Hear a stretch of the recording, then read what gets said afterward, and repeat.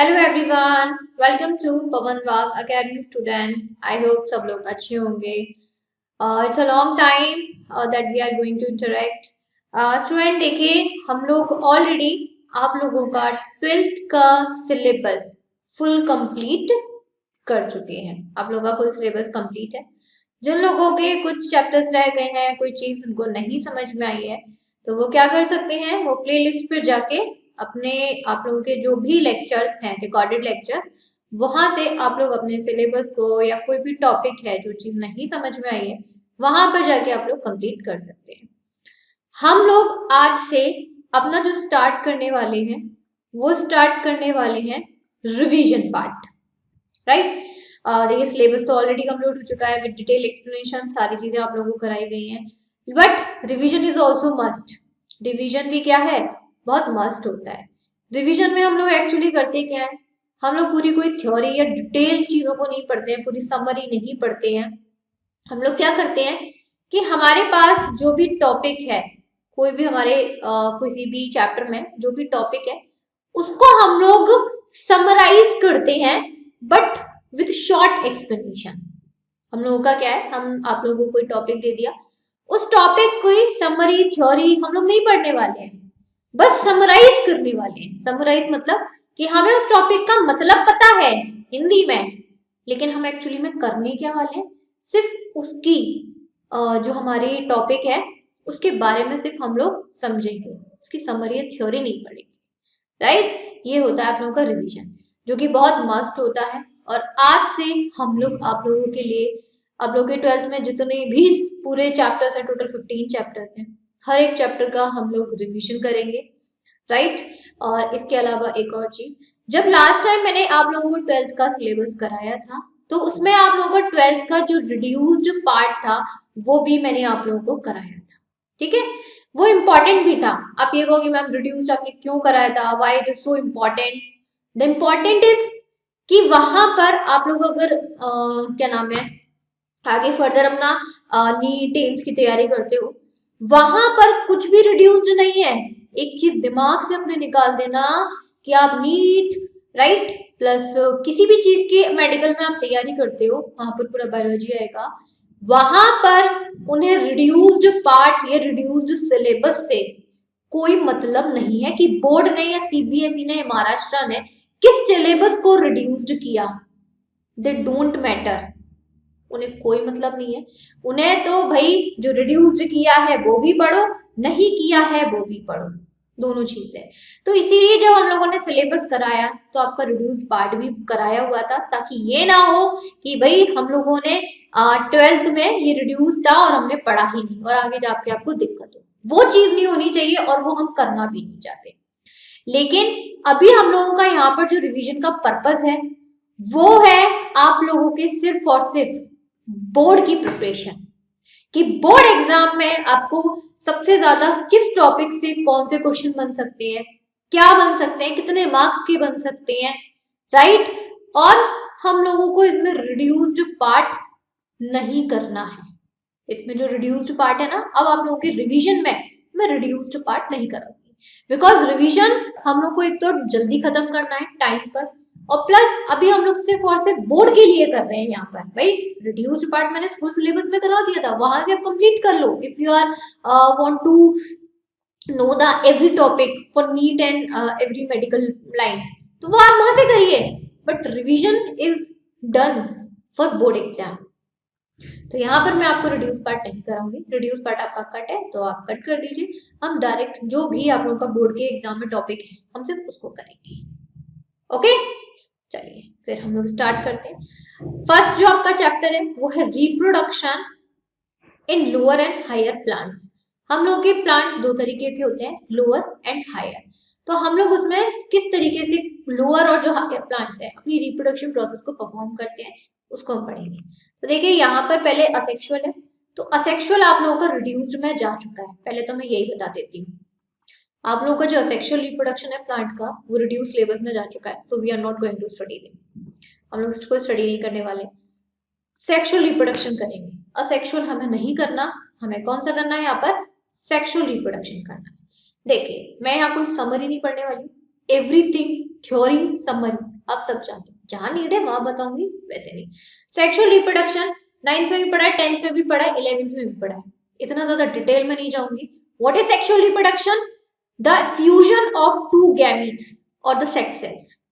What is the meaning of sexual reproduction? In which two parents are involved and the fusion of two sex cells.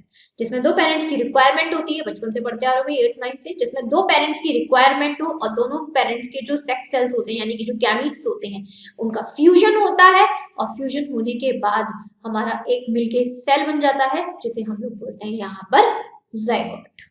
ठीक है, अब यहाँ पर ये मत कहना कि मैम हम लोग यहाँ पर उसमें प्लांट्स में पढ़ रहे हैं। सो व्हाट, प्लांट्स में पढ़ रहे हैं, प्लांट्स में हम लोग के मेल पार्ट और फीमेल पार्ट दोनों होते हैं। तो यहाँ पर ये मत समझना कि एनिमल्स का अरे यार ये तो जो टू पेरेंट्स होते हैं वो तो मोस्टली जनरली एनिमल्स में होते हैं। So don't think that we are going to study in plants, so we will. तो यहाँ पर फ्लावर जो हम लोगों के ज्यादातर जो सेक्सुअल रिप्रोडक्शन होता है वो हम लोगों का होता है फ्लावरिंग प्लांट्स में। ठीक, जितने भी हायर प्लांट्स होंगे, देखो जितने भी लोअर प्लांट्स थे ना, यहाँ पर हम लोगों ने दो टाइप के प्लांट्स देखे, lower plants, higher plants. Lower plants में जो यहाँ पर रिप्रोडक्शन होगा वो वेजिटेटिव यानी कि असेक्सुअल में चला जाता है। अब ये ना ये सब ये सेक्सुअल में चला जाता है। यहाँ पर जो सेक्सुअल रिप्रोडक्शन परफॉर्म करते हैं वो हमेशा हायर प्लांट्स करते हैं, और हायर प्लांट्स में जो फॉर्मेशन होती है वो होती है फ्लावर की, और फ्लावर ही एक उनका रिप्रोडक्टिव पार्ट होता है। जैसे एनिमल्स में होता है ना, एनिमल्स का अपना अलग रिप्रोडक्टिव पार्ट होता है। सेम एज इट इज जब हम प्लांट की बात करते हैं तो प्लांट का जो रिप्रोडक्टिव स्ट्रक्चर या पार्ट है वो फ्लावर कहा जाता है, और फ्लावर के अंदर ही जो सेक्सुअल रिप्रोडक्शन की प्रोसेस है वो परफॉर्म होती है। इतना तो पता ही है आप लोगों को। अब देखिए फ्लावर में हम लोगों के मोस्टली 4 पार्ट्स होते हैं, कैलिक्स, कोरोला, एंड्रोशियम और गाइनोशियम। 4 पार्ट होते हैं कि नहीं होते हैं? देखिए अब अभी हम लोगों ने क्या पढ़ा कि जो सेक्सुअल रिप्रोडक्शन परफॉर्म होता है वो फ्लावर में होता है। तो हम लोगों को मोस्टली अब यहाँ पे किसका डायग्राम पढ़ना पड़ेगा, किसका स्ट्रक्चर पढ़ना पड़ेगा? फ्लावर का ही तो पढ़ना पड़ेगा, राइट, पढ़ना पड़ेगा। फ्लावर में मेनली 4 होते हैं, calyx, Corolla, androecium, gynoecium. Calyx जो कि ग्रीन पेटल्स होती है, कोरोला जो कि कलरफुल होती है, पूरा कलरफुल जो लीव्स होती है, एंड्रोशियम जो कि मेल पार्ट होता है, और गाइनोशियम जो कि फीमेल पार्ट होता है। बता दिया, 11th में भी था, 10th में भी था ये, तो ये मत कहना देन व्हाट इज दैट। हम लोग यहाँ बहुत डिटेल में नहीं जाने वाले हैं, जो आप लोगों का टॉपिक है वही समझने वाले हैं। देखिए एक्चुअली में होता क्या है हम लोगों के यहाँ पर, और एक चीज समझ लीजिए, जब सेक्सुअल रिप्रोडक्शन होता है तो सेक्सुअल रिप्रोडक्शन में क्या है, मेल और फीमेल दोनों अपने गैमीट्स को प्रोड्यूस करते हैं, सेल्स बोल देती हूँ मैं सिंपल, सेल्स को प्रोड्यूस करेंगे, ये तो नॉर्मली सी बात है। और जब मेल और फीमेल के सेल्स प्रोड्यूस्ड होते हैं तो ये तो आप लोगों को पता है ना, वो होते हैं डिप्लॉइड। डिप्लॉइड और हैप्लॉइड पता है ना। डिप्लॉइड का मतलब है यहाँ पर पेयरिंग में क्रोमोसोम्स, और यहाँ पर हैप्लॉइड का मतलब क्या होता है, सिंगल में क्रोमोसोम, पेयरिंग में ना होना। यहाँ पर आप अगर आप एनिमल से भी कंपेयर करके चलो तो आप उसको समझ सकते हो कि यहाँ पर मेल में भी जो सेल्स प्रोड्यूस्ड होंगे वो भी डिप्लॉइड होंगे यानी कि डबल पेयरिंग ऑफ क्रोमोसोम्स के साथ, फीमेल्स में भी जो सेल्स प्रोड्यूस्ड होंगे वो भी डिप्लॉइड होंगे डबल पेयरिंग ऑफ क्रोमोसोम्स के साथ। लेकिन यहाँ पर अगर यही डिप्लॉइड सेल्स फ्यूज्ड हो जाते हैं तो बेबी के अंदर यानी कि जो जाइगोट बन रहा है उसके अंदर जो क्रोमोसोम्स की नंबरिंग है वो तो भैया 4 गुना हो जाएगी, 2 इनकी हो जाएगी, 2 इसकी हो जाएगी, है 4 गुना हो जाएगी। उसकी बॉडी का बैलेंस हिल जाएगा, कुछ नहीं बचेगा। तो दैट्स व्हाई यहाँ पर जो मेल और फीमेल के सेल्स सबसे पहले अपने आप को हैप्लॉइड में कन्वर्ट करते हैं। किस में कन्वर्ट करते हैं? हैप्लॉइड में कन्वर्ट करते हैं।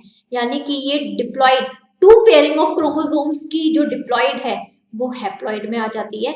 और ध्यान है ना, सेल डिवीजन 2 तरीके से होता है, एक होता है यहाँ पर माइटोसिस, एक होता है यहाँ पर मियोसिस। ये तो आप लोगों ने पढ़ा ही है ऑलरेडी, मुझे बताने की जरूरत नहीं है।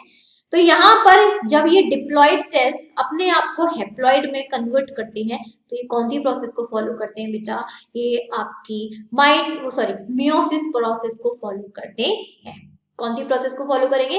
मियोसिस प्रोसेस को फॉलो करते हैं और ये डिप्लॉइड क्रोमोसोम्स कन्वर्ट हो जाते हैं हैप्लॉइड में। अब ये हैप्लॉइड क्रोमोसोम्स कंबाइन होते हैं, फर्टिलाइज्ड होते हैं और यहाँ पर डिप्लॉइड जाइगोट की, यानी कि एक सेल, एक क्रोमोसोम्स की जो पूरी नंबरिंग है वो मेल से मिली, एक फीमेल से मिली, तो यानी कि हैप्लॉइड और हैप्लॉइड किस में कन्वर्ट हो जाते हैं? डिप्लॉइड में कन्वर्ट हो जाते हैं। तो जाइगोट कैसा बन जाता है? यहाँ पर डिप्लॉइड हो जाता है और बिल्कुल कैसा होता है? जेनेटिकली अपने पेरेंट्स की तरह होगा, वो तो पता ही है सब लोगों को, राइट? ठीक, और यहाँ पर देखिए नेक्स्ट आ जाता है, यहाँ पर लिखा भी हुआ है, the sexual reproduction is characterised by the fusion of male and female gametes, the formation of zygote and embryogenesis. यहाँ पर जब सेक्सुअल रिप्रोडक्शन परफॉर्म होता है तो मेल और फीमेल के गैमेट्स फ्यूज्ड होते हैं, जाइगोट की फॉर्मेशन करते हैं और जाइगोट फिर एम्ब्रॉय में कन्वर्ट होता है, फिर एम्ब्रॉय अपने आप को बढ़ता चला जाता है। और यहाँ पर ये सेक्सुअल रिप्रोडक्शन की 3 स्टेजेस होती है हमारे फ्लावरिंग प्लांट्स में, pre fertilisation, fertilisation and post fertilisation, जो कि मोस्ट इंपॉर्टेंट है। ये इतना कुछ नहीं है, ये तो भी समझने वाली बात है, सिंपल सी, क्या होता है कैसे होता है। लेकिन जो मोस्ट, अगर डिटेल में बात करें तो सेक्सुअल रिप्रोडक्शन की इन हायर प्लांट्स 3 स्टेजेस होती हैं, pre fertilisation, fertilisation and post fertilisation. Okay, समझ में आ गया? अब देखिए, अब यहाँ पर एक चीज है, अभी हम लोग यहाँ पर ये स्टेजेस पढ़ेंगे, pre fertilisation, post fertilisation, fertilisation वाली, इसको हम पढ़ेंगे। लेकिन उससे पहले हम लोगों को क्या समझना पड़ेगा? यहाँ पर जो फ्लावर का स्ट्रक्चर है वो चीज समझनी पड़ेगी कि नहीं समझनी पड़ेगी? ऑब्वियस सी बात है। देखिए अब होता क्या है यहाँ पर, हम लोग सबसे पहले आ जाते हैं, एक सेकेंड पहले मैं ये वाला पार्ट बता दूं। देखिए यहाँ पर हम लोगों ने बात करी, ये जो ग्रीन लीव्स होती हैं, ये मैंने आप लोगों को क्या बताया था, इसे हम कैलिक्स बोलते हैं। ठीक, यहाँ पे जो कलरफुल होती हैं इसको कोरोला कहा जाता है। यहाँ पर ये जो अंदर की, ये जो बाहर की साइड आपको दिखाई दे रहे हैं, ये ब्लैक ब्लैक, ये होता है एंथर, ये होता है यहाँ पर फिलामेंट। फ्लावरिंग का हो सकता है स्ट्रक्चर आ जाए आपका। ठीक, उसके बाद ये आप लोगों को दिखाई दे रहा है दिस वन, ये होता है आप लोगों का स्टिग्मा, फीमेल पार्ट का। बीच में होता है स्टाइल, सबसे लास्ट में यहाँ पर ये पूरी जो आपको दिखाई दे रही है ये होती है ओवरी, और ओवरी के अंदर यहाँ पर क्या प्रेजेंस होते हैं? यहाँ पर ओव्यूल्स। पहले तो स्ट्रक्चर, हो सकता है कि 2 मार्क्स में या 3 मार्क्स में ये स्ट्रक्चर की लेबलिंग करने के लिए आ जाए, because it's very important. Okay, इतना क्लियर हो गया? चलो आगे बढ़ते हैं। अब देखिए, अभी हम लोगों ने, मैंने आप लोगों को एक चीज बताई, जो मेल और फीमेल पार्ट है, मेल पार्ट को हम लोग क्या बोलते हैं? यहाँ पर मेल पार्ट को आप लोगों को देखो यहाँ बोला जाता है एंड्रोशियम और फीमेल पार्ट को बोला जाता है गाइनोशियम। एंड्रोशियम यानी कि male part, male part, male part को हम लोग स्टेमन भी बोलते हैं, मेल पार्ट को हम लोग स्टेमन भी बोलते हैं, और इसलिए 2 पार्टीशन में डिवाइड होता है। एक होता है एंथर, एक होता है यहाँ पर आपका फिलामेंट। ठीक, ये आपकी जो डंडी सी होती है ये होता है फिलामेंट, और ये जो ऊपर स्वेल पार्ट होता है ये होता है एंथर, और इसी एंथर के अंदर किसकी प्रेजेंस होती है? यहाँ पर पॉलन ग्रेन्स की प्रेजेंस होती है। चलो अब हम लोगों को देखो, फिलामेंट से हम लोगों को कोई मतलब नहीं है, filament is a support. Filament क्या कर रहा है? एंथर को सपोर्ट दे रहा है खड़े होने के लिए, उसका और कोई काम नहीं होता। लेकिन एंथर के अंदर किसकी प्रेजेंस होती है? पॉलन ग्रेन्स की प्रेजेंस होती है, और जो हम लोगों के पॉलन ग्रेन्स होते हैं वही सेक्स सेल्स कहे जाते हैं। पॉलन ग्रेन्स ही एक तरीके से सेक्स सेल्स है। जब तक पॉलन ग्रेन्स नहीं होंगे, क्या वहां पर पॉलिनेशन यानी कि फर्टिलाइजेशन हो सकता है फ्लावर में? नहीं हो सकता, नहीं हो सकता ना। चलिए अब इसके हम लोग बारे में, तो मेनली हम लोग को किसका स्ट्रक्चर पढ़ना है? एंथर का स्ट्रक्चर पढ़ना है। सबसे पहली बात, एंथर हम लोगों का पेरेन्काइमस टिश्यू से सराउंडेड होता है, जैसे कि ये पूरा एंथर था, इस तरीके से भी देखा था। इसके ऊपर जो किस टिश्यू की लेयर होती है? पेरेन्काइमा। 9th और 10th में आप लोगों ने पढ़ा होगा पेरेन्काइमा टिश्यूज होते हैं। तो इसके ऊपर काफी सारी पूरी तरीके से पेरेन्काइमा टिश्यू की लेयर होती है, और इस पेरेन्काइमा टिश्यू के ऊपर भी एक और लेयर होती है, एपिडर्मिस की लेयर। पहली चीज समझ में आई? ये हमें थोड़ा सा देखना पड़ेगा लाइन वाइज लाइन, उसको हम इतना वो नहीं कर सकते। कि जैसे कि हम लोगों का एंथर था, एंथर के ऊपर किसकी टिश्यू की लाइनिंग होती है? पेरेन्काइमा टिश्यू की लाइनिंग होती है। एंड देन उसके ऊपर किसकी टिश्यू की लाइनिंग होती है, एपिडर्मिस टिश्यू की लाइनिंग होती है। अब यहाँ पर मैं आपको डायग्राम के साथ बना के समझाऊंगी। जैसे ही हम लोगों का क्या था, एंथर था। एंथर हम लोगों का 2 लोब्स में डिवाइडेड होता है। 2 लोब्स का मतलब समझते हो, 2 पार्टीशन में डिवाइडेड होता है। 2 लोब्स, 2 पार्टीशन, ऐसे बीच में से ऐसे होता है, जिसे हम लोग बोलते हैं डाइथीशियस। डाइ मतलब 2, थीशियस मतलब पार्टीशन, 2 पार्टीशन में हो गया ना। और कैसा होता है, टेट्रास्पोरोजेंट होता है। टेट्रास्पोरोजेंट का मतलब होता है 2 होल्स यहाँ पर होते हैं और 2 होल्स यहाँ होते हैं। स्पोर का मतलब क्या है, होल्स एक तरीके से, स्पोर्स। तो 2 होल यहाँ पर होते हैं और 2 होल इसके दूसरी साइड में होते हैं। तो टोटल कितने हो गए, 4। 4 को क्या बोलते हैं, टेट्रा। इतना आया समझ में।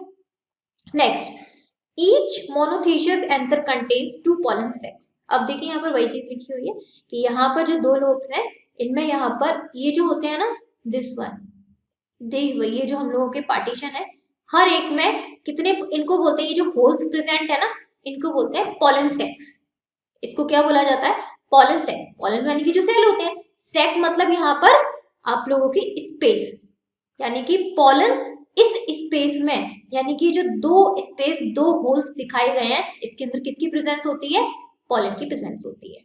ठीक है, ठीक है, 4 पॉलन सेक हो गए एंड टेट्रास्पोरेंजिएट इसको कहा जाता है। वो रिपीट करके लिख दिया है, हमें इतना बुझाने की जरूरत नहीं है। नेक्स्ट देखिए, differentiation arises when some hypodermal cells get transformed into archisporial cells। अब देखिए होता क्या है यहाँ पर, हम लोगों का, जैसे हम लोगों का ये एंथर था, इस तरीके से 2 पार्टीशन में डिवाइडेड था, 2 होल यहाँ थे, 2 होल यहाँ थे, टेट्रा था इस तरीके से। ठीक है, अब यहाँ पर क्या होता है, ये पार्ट लिखा हुआ है हेट्रोजेनेसी। कभी कभी क्या होता है, जैसे हम लोगों के हाइड्रोजेनेसी होता है डिफरेंशिएशन, हम लोगों के जो एंथर में जो सेल्स की फॉर्मेशन होती है, वैसे तो वो हाइपोडर्मल होती है। कैसी होती है, हाइपोडर्मल। लेकिन कभी कभी यहाँ पर ये हाइपोडर्मल सेल्स किस में कन्वर्ट हो जाते हैं, आर्कीस्पोरियल सेल्स में कन्वर्ट हो जाते हैं। ये सेल्स के नाम है कि डिफरेंशिएशन आ जाता है कभी कभी एंथर के अंदर, पॉलन सेल्स में, कि पॉलन के अंदर हाइपोडर्मल सेल्स हमारे प्रोड्यूस होने चाहिए, हुए, लेकिन वो ट्रांसफॉर्म्ड हो गए आप लोगों के आर्कीस्पोरियल सेल्स में। तो वो अलग बात है, वो हमें सिर्फ ये याद रखने वाली बात है, इसमें डिटेल में हमें जाना नहीं है। देखिए अब होता क्या है, यहाँ पर हम लोग ने ये बनाया आप लोगों का स्ट्रक्चर, ऐसे 2 पार्टीशन में डिवाइड कर दिया। देखिए, the archisporial cell divides into an inner sporogenous cell and outer primary parietal cell। इसका डायग्राम होगा तो मैं आप लोगों को जरूर दिखाऊंगी। यहाँ पर देखिए डायग्राम आपके पास अवेलेबल है। सी, ये पूरा एंथर है।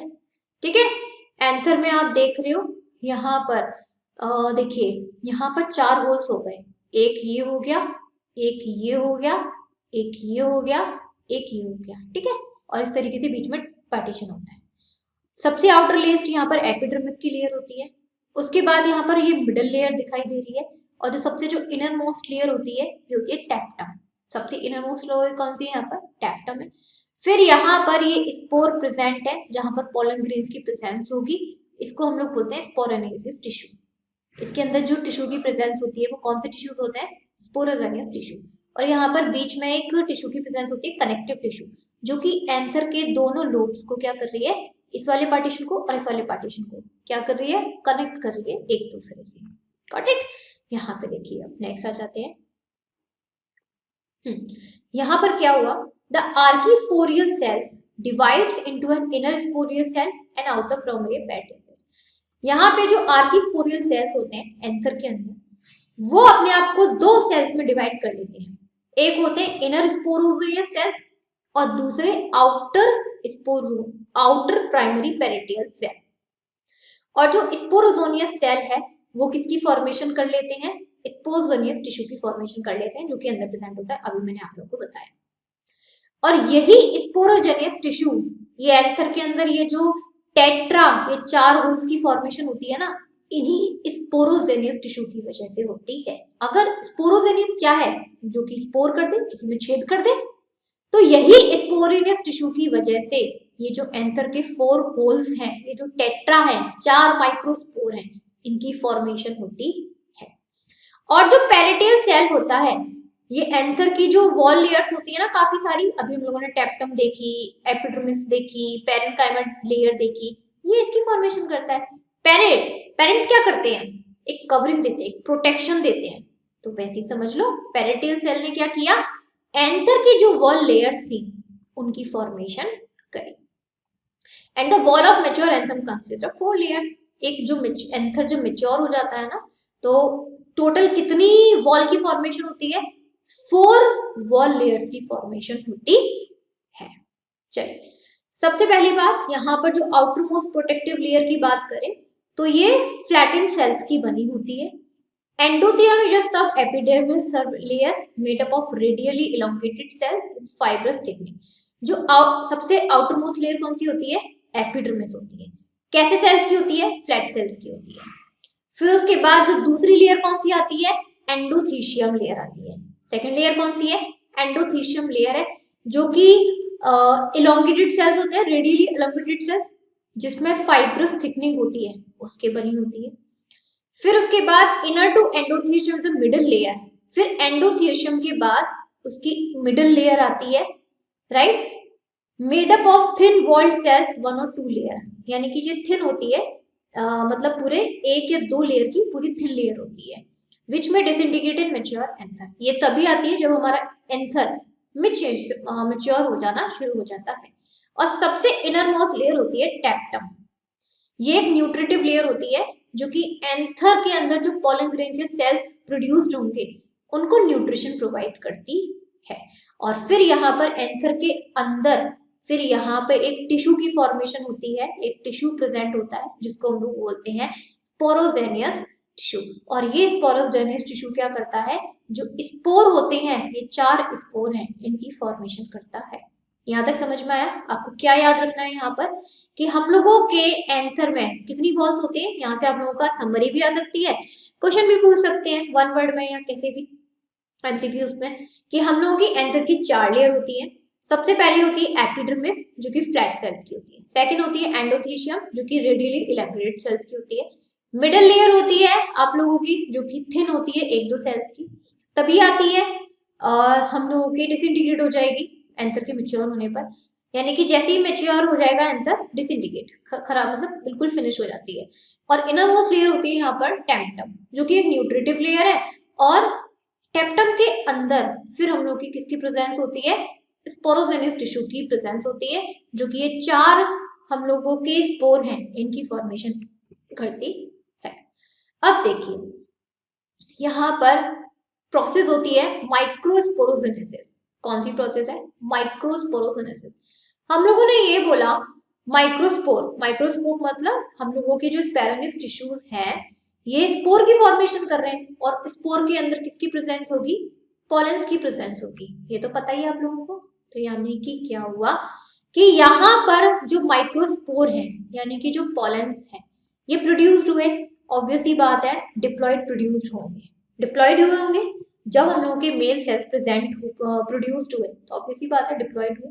लेकिन डिप्लॉयड सेल कभी भी फर्टिलाइजेशन नहीं करते, ये चीज तो आप लोग जानते हैं, कभी भी फॉर्मेशन नहीं करते। दैट्स वाई ये लोग मियोसिस की फॉर्मेशन करते हैं, आई मीन मियोसिस की प्रोसेस को फॉलो करते हैं। और यही पॉलेंस किस में कन्वर्ट हो जाते हैं, हैप्लॉइड में कन्वर्ट हो जाते हैं, यही पॉलन ग्रेन्स। डिप्लॉयड से किस में कन्वर्ट हो गए, हैप्लॉइड से कन्वर्ट हो गए। अब हम लोग ये जो पॉलन ग्रेन है ना, अब आप देखो कंफ्यूज मत होना, चाहे माइक्रोस्पोर बोल दो चाहे पॉलन ग्रेन बोल दो, आप लोगों को कंफ्यूज नहीं होना है, बात देखी होती है। तो हम लोग माइक्रोस्कोप, अगर कहीं पर माइक्रोस्पोर भी लिखा तो कंफ्यूज मत होना। देखिए नॉन मॉलिटाइल होते हैं यानी कि मूवमेंट नहीं होता, हैप्लॉइड होते हैं, ऑब्वियस ही बात है मियोसिस की प्रोसेस करिए तो हैप्लॉइड ही होंगे। यूनिसेलर बॉडी होती है, यूनिसेलर बॉडी मतलब सिंगल सेल होता है जिसके अंदर एक न्यूक्लियस प्रेजेंस होगा, ये तो कोई बड़ी बात नहीं है। और ये पॉलन ग्रेन टू लेयर से कवर्ड होते हैं जिसको हम लोग बोलते हैं स्पोरोडाउन। उन दोनों लेयर्स को मिला के हम लोग क्या बोलते हैं यहाँ पर, स्पोरोडाउन। आउटर लेयर यहाँ पर एक्साइन होती है जो कि थिक होती है, ठीक है, कॉम्प्लेक्स होती है, नॉन बायोडिग्रेडेबल सब्सटेंस होती है, इसको हम लोग स्पोरोपोलेनिन भी कहते हैं। ये 1 वर्ड है या फिर आप लोगों को समरी में आ सकता है, ये चीज आपको याद रखनी है। याद आया क्या हुआ, सबसे पहले पॉलन ग्रेन्स प्रोड्यूस्ड हुए, उन्होंने मियोसिस की प्रोसेस को परफॉर्म किया और हैप्लॉइड में कन्वर्ट हो गए। नॉन मर्टाइल होते हैं, मूवमेंट कर नहीं पाते, हैप्लॉइड होते हैं, सिंगल सेल बॉडी होती है जिसके अंदर एक न्यूक्लियस होगा, और हमारे जो पॉलन ग्रेन्स है उसके ऊपर 2 लेयर होती हैं, दोनों लेयर को मिला के बोलते हैं स्पोरोडा। आउटर लेयर एक्साइन होती है जो कि कॉम्प्लेक्स होती है, यानी कि बड़ी टिपिकल सी होती है, नॉन बायोडिग्रेडेबल है, बायोडिग्रेडेबल नहीं होती, ठीक है, नॉन बायोडिग्रेडेबल सब्सटेंस कॉल्ड स्पोरोपोलन है, ठीक है। इट मे बी स्मूथ और विद अ स्कल्पचर्ड पैटर्न, कभी कभी ये स्मूथ भी हो सकती है और कुछ पैटर्न में भी होती है, डिपेंड करता है कौन सी स्पीसीज का प्लांट है, तो उससे हमें कोई मतलब नहीं है। रेजिस्टेंट टू केमिकल, इसके ऊपर केमिकल का कोई भी असर नहीं होता है। At some places exine is very thin, कहीं कहीं पे जो किसी किसी ज्योग्राफिकल एरिया में जो प्लांट्स होंगे उसके अंदर जो आउटर लेयर होगी एक्साइन बड़ी थिन होगी, ठीक है, thin areas known as germ pores, और इसके यानी कि जो कहीं कहीं ये एक्साइन है, सपोज करो ये एक्साइन है, इसके अंदर पॉलन ग्रेन्स है, आउटर लेयर एक्साइन है, तो ये पतली होती है, जैसे मैंने मोटी दिखाई है तो हो सकता है पतली सी, इसको हम लोग इसलिए जर्म पोर भी कह देते हैं। These are meant for the growth of emerging pollen tube during germination of pollen grain. आप लोगों ने एक चीज सुनी होगी, जैसे ही हम लोगों का स्टिग्मा होता है, ये स्टाइल होती है, हम लोग फीमेल पार्ट की बात कर रहे हैं, जब इसके अंदर पॉलन ग्रेन एंटर करते हैं तो पॉलन ग्रेन पॉलन ट्यूब बना लेते हैं अपने इस फीमेल पार्ट में अंदर जाने के लिए। पढ़ा है ना, 10th में पढ़ा होगा, 11th में भी पढ़ा है कि जब पॉलन ग्रेन्स इस स्टिग्मा पर आते हैं तो ये इस स्टाइल में ओवरी के अंदर घुसने के लिए पॉलन ट्यूब की फॉर्मेशन करते हैं। एक्चुअली में ये जो पॉलन ट्यूब की फॉर्मेशन होती है ना, ये एक्साइन की वजह से होती है। जैसे पॉलन के ऊपर आउटर लेयर थी एक्साइन, वही एक्साइन क्या करेगी, एक पॉलन ट्यूब की फॉर्मेशन करेगी पूरी ओवरी के अंदर और पॉलन ग्रेन को अंदर भेज देती है, ठीक है। अब यहाँ पर हम लोग इनर वॉल की बात करें तो होता है इंटाइन, यहाँ पे इसके अंदर सेलुलोज और पेक्टिन की प्रेजेंस होती है। इनर वॉल लेयर कौन सी होगी यहाँ पर पॉलन ग्रेन की, इंटाइन, जो कि सेलुलोज और पेक्टिन के थ्रू बनी होगी। इतना समझ में आ गया आप लोगों का, ठीक है। नेक्स्ट अब आ जाते हैं मेल गेमेटोफाइट। अब होगा डेवलपमेंट मेल गेमेटोफाइट का, किस तरीके से होता है और कैसे होता है। देखिए, pollen grain marks the beginning of male gametophyte. यहाँ पे सबसे पहले जो फॉर्मेशन हुई पॉलन ग्रेन्स की हुई। अब पॉलन ग्रेन्स प्रोड्यूस्ड हो चुका है तो ये समझ लीजिए कि जो मेल का जो गैमीट है उसकी फॉर्मेशन यहाँ से स्टार्ट या डेवलपमेंट स्टार्ट होता है।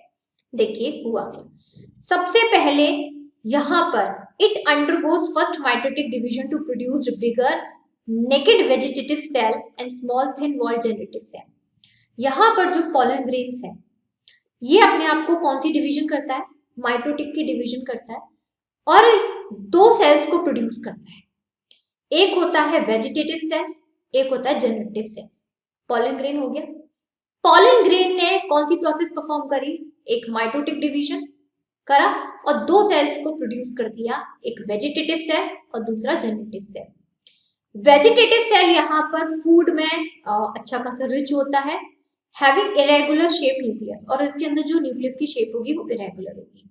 और जो जनरेटिव सेल होता है, जो हमारे पॉलन ग्रेन्स है सेल है, यानी कि जो वेजिटेटिव, जैसे ही वेजिटेटिव सेल है, वेजिटेटिव सेल के अंदर जनरेटिव सेल होता है जो कि इसके साइटोप्लाज्म में क्या करता रहता है, फ्लोट करता रहता है। यहाँ पर देखो, अब मैं आपको डायग्राम भी दिखाती हूँ। ये देखिए यहाँ पर क्या हुआ, ये पॉलन ग्रेन्स था, पॉलन ग्रेन्स था, आउटर लेयर इसकी दिखाई हुई है एक्साइन और इनर लेयर है यहाँ पर ये इंटाइन। क्लियर। पॉलन ग्रेन ने क्या किया, पॉलन ग्रेन के अंदर अब पॉलन ग्रेन ने माइटोटिक डिवीजन को फॉलो किया और 2 सेल्स की फॉर्मेशन करी, एक वेजिटेटिव सेल की और एक जनरेटिव सेल की। वेजिटेटिव सेल आपको पूरा यहाँ पर दिखाई दे रहा है अंदर की साइड, और ये जनरेटिव सेल है जो कि वेजिटेटिव सेल के अंदर क्या है, पूरा फ्लोट कर रहा है, पूरा फ्लो कर रहा है। और जनरेटिव सेल के अंदर जो न्यूक्लियस, एक न्यूक्लियस की प्रेजेंस होती है। इतना समझ में आया। अब यहाँ पर क्या हुआ, अगेन देखिए, अभी इतना समझ में आ गया ना। नाउ अब यहाँ पर अगेन माइटोटिक डिवीजन होता है। पहली बार में पॉलन ग्रेन ने किया, अब अगेन माइटोटिक डिवीजन हुआ और माइटोटिक डिवीजन में क्या हुआ, generative cell only give rise to 2 non motile male gametes. ये जो जनरेटिव सेल्स था ना, ये वाला जनरेटिव सेल्स था, इसने माइटोटिक डिवीजन फॉलो किया और 2 गैमीट्स की फॉर्मेशन कर दी यहाँ पर। देख लो, अपने आप को दो पार्ट्स में डिवाइड कर लिया, दो पार्टीशन में दो गैमीट्स की फॉर्मेशन कर दी जो कि नॉन वोलेटाइल है, यानी कि मूवमेंट नहीं कर सकते। And the division of my generative sale tax place either in pollen grains और इन द पोलन ट्यूब। एक चीज और ध्यान रखिएगा, यहाँ पर मैंने अभी आपको क्या बताया कि पोलन ग्रेन की जो आउटर लेयर होती है एक्साइन, यही पूरी किसकी फॉर्मेशन करती है, पोलन ट्यूब की फॉर्मेशन करती है। वो तो दिख ही रहा है, आप देख सकते हो ये एक्साइन लेयर है और उसी से पोलन ट्यूब की फॉर्मेशन हो रही है। तो क्या होता है, जब पोलन ग्रेन्स ने अपने दो सेल्स को प्रोड्यूस किया, वेजिटेटिव सेल्स को, जनरेटिव सेल को, और जनरेट स्पेशली जो मेल गैमीट्स प्रोड्यूस्ड होते हैं वो किससे हो रहे हैं, जनरेटिव सेल से हो रहे हैं। किससे हो रहे हैं यहाँ पर, जनरेटिव सेल से हो रहे हैं। Generative cell again mitotic division करेगा और यहाँ पर दो मेल गैमीट्स में डिवाइड हो जाएगा। अब यहाँ पर बोला ये गया था कि जो जनरेटिव सेल माइटोटिक डिवीजन कर रहा है ना, तो दो कंडीशन है, या तो ये पोलन ग्रेन के अंदर ही करे, या फिर जो पोलन ट्यूब की फॉर्मेशन हो जाती है तो ये यहाँ भी कर सकता है पोलन ट्यूब में आके, ऐसा कोई जरूरी नहीं है। देखो ये मेल गैमीट्स में दो पार्टीशन में डिवाइडेड हो गया ना, तो यहाँ पर ये दो गैमीट्स ये जो डिवाइड हुए हैं आप लोगों के जनरेटिव सेल से, ये पोलन से भी हो सकते हैं, पोलन ग्रेन में, या फिर पोलन ग्रेन की जो पोलन ट्यूब बन जाती है तो ये यहाँ भी हो सकते हैं। Got it? इतना समझ में आया? Now the pollen grains are shed from the anther at this two-celled stage in the most of the angiosperm। अब यहाँ पर क्या हुआ, जब यहाँ पर जैसे ये पूरा क्या है, ये पूरा पोलन ग्रेन ही तो है, ये क्या है, ये पूरा पोलन ग्रेन है। अब पोलन ग्रेन के अंदर मेल गैमीट्स बन चुके हैं और पोलन ग्रेन्स ने अपनी पोलन ट्यूब भी बना ली है। कहाँ तक? ओवरी तक। ये पोलन ट्यूब पूरी ओवरी तक जाती है। इस पोलन ट्यूब के अंदर दो मेल गैमीट्स हैं जो ओवरी के अंदर चले जाते हैं और ये जो पोलन ग्रेन है ना, ये हट जाता है अलग से। तो ये ध्यान रखना कि यहाँ पर फीमेल पार्ट के अंदर, ओवरी के अंदर पोलन ग्रेन नहीं जाता, पोलन ग्रेन से के अंदर जो मेल गैमीट्स प्रेजेंट हैं वो जाते हैं पोलन ट्यूब के थ्रू। ये जो पोलन ग्रेन है ये तो ऊपर ही स्टिग्मा पे लगा रहता है और जैसे ही मेल गैमीट्स अंदर पहुंच जाते हैं ओवरी के अंदर, ये अलग हो जाता है, ये शेड ऑफ हो जाता है, बिल्कुल अलग हो जाएगा स्टिग्मा वाले पार्ट से। इतना आया? चलिए अब हम लोग यहाँ मूव करते हैं दैट फीमेल रिप्रोडक्टिव पार्ट की बात करें तो उसे हम बोलते हैं गाइनोशियम। ठीक है, अगर यहाँ पर प्लांट में, ठीक, अगर प्लांट फ्लावर में अगर यहाँ पर काफी सारे गाइनोशियम प्रेजेंट हैं, यानी कि फ्लावर में एक फीमेल पार्ट ना होके कम से कम 2-3 फीमेल रिप्रोडक्टिव पार्ट हैं, तब हम उसको पिस्टल बोल देते हैं। ठीक है, और जब हमारे फ्लावर में सिर्फ एक ही फीमेल रिप्रोडक्टिव पार्ट होता है तब हम इसे बोलते हैं कार्पेल। वैसे तो गाइनोशियम तो कॉमन है ही है। अगर आपसे कोई पूछे what is the name of female reproductive part of a flower, you will tell that gynoecium. अगर यहाँ पे क्वेश्चन बदल दिया कि अगर प्लांट में एक से ज्यादा फीमेल रिप्रोडक्टिव पार्ट है तो हम उस टाइम पे इसको पिस्टल बोल देंगे। अगर यहाँ पे एक ही है तो कार्पेल बोल दिया जाएगा, या फिर मेगास्पोरोफिल भी बोल सकते हैं, दैट डजंट मैटर।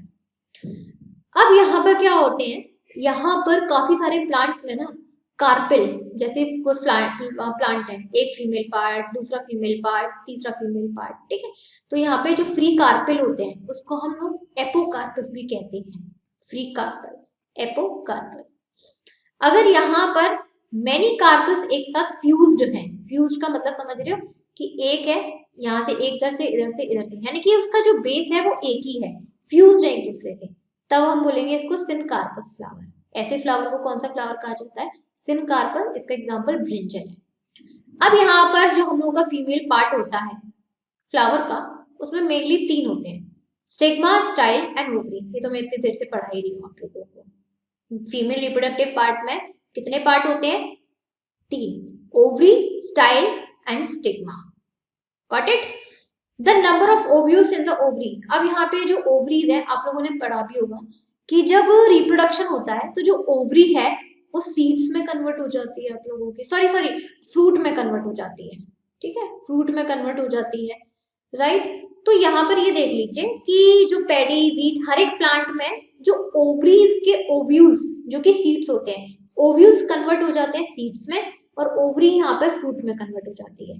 तो आपने देखा होगा कि यहाँ पर हर एक प्लांट, हर एक फ्रूट, हर एक वेजिटेबल में जो सीड्स हैं अलग अलग होते हैं। जैसे मैंगो की बात करें तो मैंगो में एक ही सीड होता है तो उसको बोलते हैं यूनिओव्यूलेट।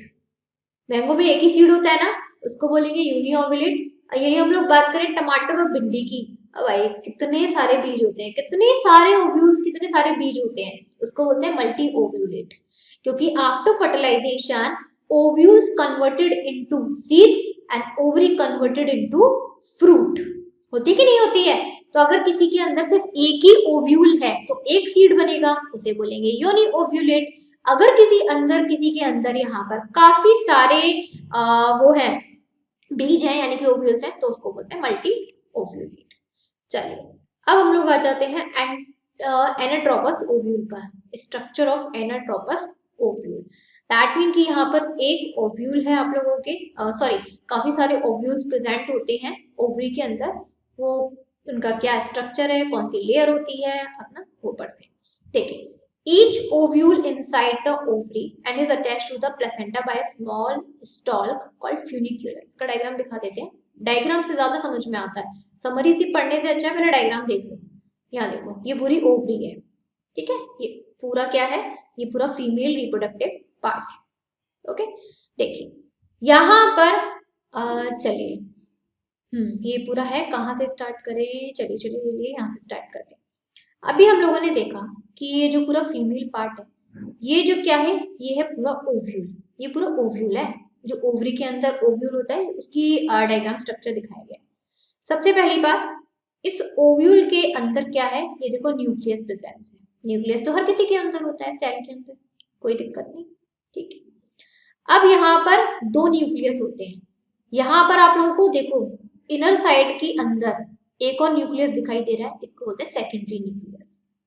और ये किसके अंदर है, एक एम्ब्रॉय के अंदर है, एम्ब्रॉय सेक के अंदर। यानी कि ओव्यूल के अंदर भी एक और ऑर्गन होता है जिसको बोलते हैं एम्ब्रॉय सेक, और उसके अंदर भी एक और न्यूक्लियस होता है, ठीक है। यहाँ पर आप देखो, यहाँ पर डाउनवर्ड डायरेक्शन में आपको तीन स्ट्रक्चर दिखाई दे रहे हैं, इसको बोलते हैं सिनर्जिड्स। और इसी के अंदर प्रेजेंस होती है एग्स की, फीमेल एग्स या फिर बोल सकते हो सेक्स सेल्स। और ऊपर की साइड आपको अगेन तीन स्ट्रक्चर दिखाई दे रहे हैं, इसको बोलते हैं एंटीपोडल्स। इनको क्या बोला जाता है, एंटीपोडल्स। ओव्यूल का जो ऊपर वाला स्ट्रक्चर है इसको बोलते हैं कैलेसा, कैलेसा बोलेंगे, ठीक है। अब इसकी यहाँ पर दो लेयर होती है, एक लेयर आपको दिखाई दे रही है ये वाली, ये होती है इनर लेयर, इसको बोलते हैं इनर इंटीग्यूमेंट, प्रोटेक्शन के लिए हो गई। एक आउटर लेयर होती है जिसको हम लोग बोलते हैं आउटर इंटीग्यूमेंट, ठीक है।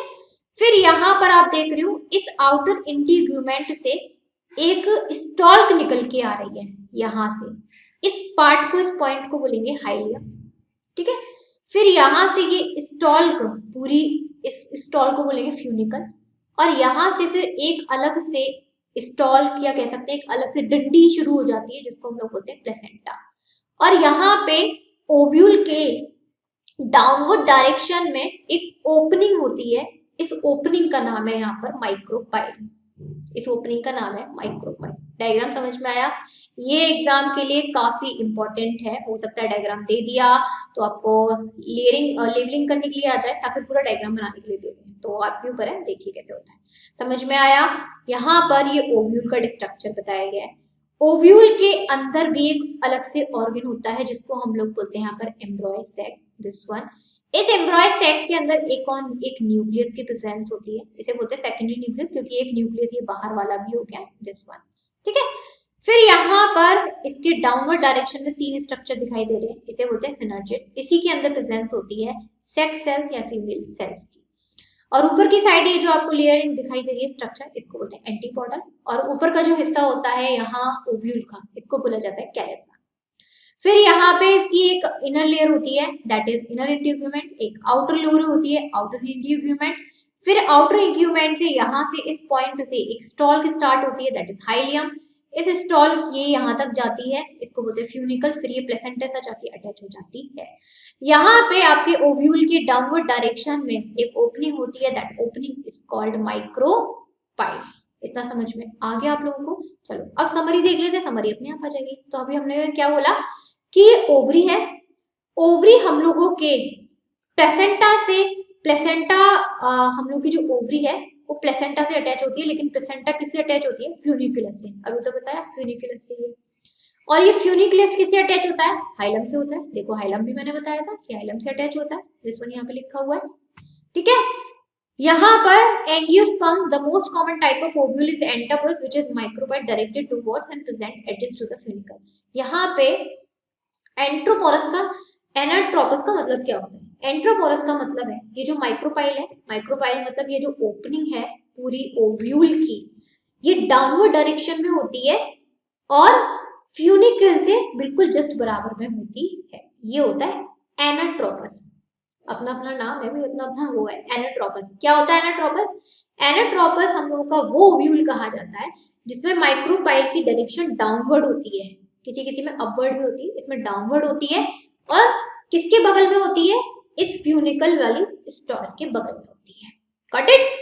फिर यहाँ पर जो ओव्यूल है ना, ओव्यूल में सेंट्रल में पेरेन्काइमा टिश्यू की लेयरिंग भी होती है। वो लेयरिंग तो किसी ना किसी टिश्यू की होगी, उससे कोई मतलब नहीं है, जिसमें एक न्यूक्लियस की प्रेजेंस होती है और टू प्रोटेक्टिंग कवरिंग होती है जिसको बोलते हैं इंटीग्यूमेंट्स। इंटीग्यूमेंट्स, बाहर वाली को बोलते हैं आउटर इंटीग्यूमेंट और इनर वाली को बोलते हैं इनर इंटीग्यूमेंट। फिर उसके बाद ओव्यूल की एक अपनी एक लास्ट में डाउनवर्ड डायरेक्शन में ओपनिंग होती है, that opening is called micropyle. और माइक्रोपाइल के अपोजिट ऊपर की डायरेक्शन में, अपवर्ड डायरेक्शन में एक पूरा बेस होता है ओव्यूल का जिसको हम लोग बोलते हैं कैलेसा। उसके बाद यहाँ पर हम लोगों के पूरे ओव्यूल में बीच में एक और अलग से ऑर्गन प्रेजेंट है जिसको हम लोग बोलते हैं एम्ब्रॉय सैक, जहां पर हम लोगों का एक न्यूक्लियस प्रेजेंट होता है और उसी के अंदर प्रेजेंस होती है फीमेल गैमीट्स। इन्हीं के अंदर किसकी प्रेजेंस होती है? फीमेल गैमीट्स की। ये दिखाई नहीं मैंने, एग, फीमेल गैमीट्स की। इतना समझ में आया कि नहीं आया? अब देखो यहाँ पर है डेवलपमेंट ऑफ फीमेल गैमेटोफाइट, यानी कि ये जो गैमीट्स थे अभी हम लोगों ने देखे, इनका डेवलपमेंट कैसे होता है। यहाँ पे देखो, यहाँ पे ये पूरा आपको दिखाया गया है एम्ब्रॉय जो कि मेच्योर है। मेच्योर में डेवलपमेंट होगा, इमेच्योर में तो डेवलपमेंट हो नहीं सकता है, right? Just before fertilization 7 nuclei present. यहाँ पर 7 nuclei present, 6 are haploid, 1 is diploid. यहाँ पे जो हम लोगों के फीमेल गैमीट्स हैं, फर्टिलाइजेशन से पहले कितने न्यूक्लियस होते हैं? 7। मैं काउंट भी कराती हूँ, देखो 3 न्यूक्लियस इसके अंदर, 3 न्यूक्लियस इसके अंदर, 6 और एक बीच में, 7 न्यूक्लियस होते हैं।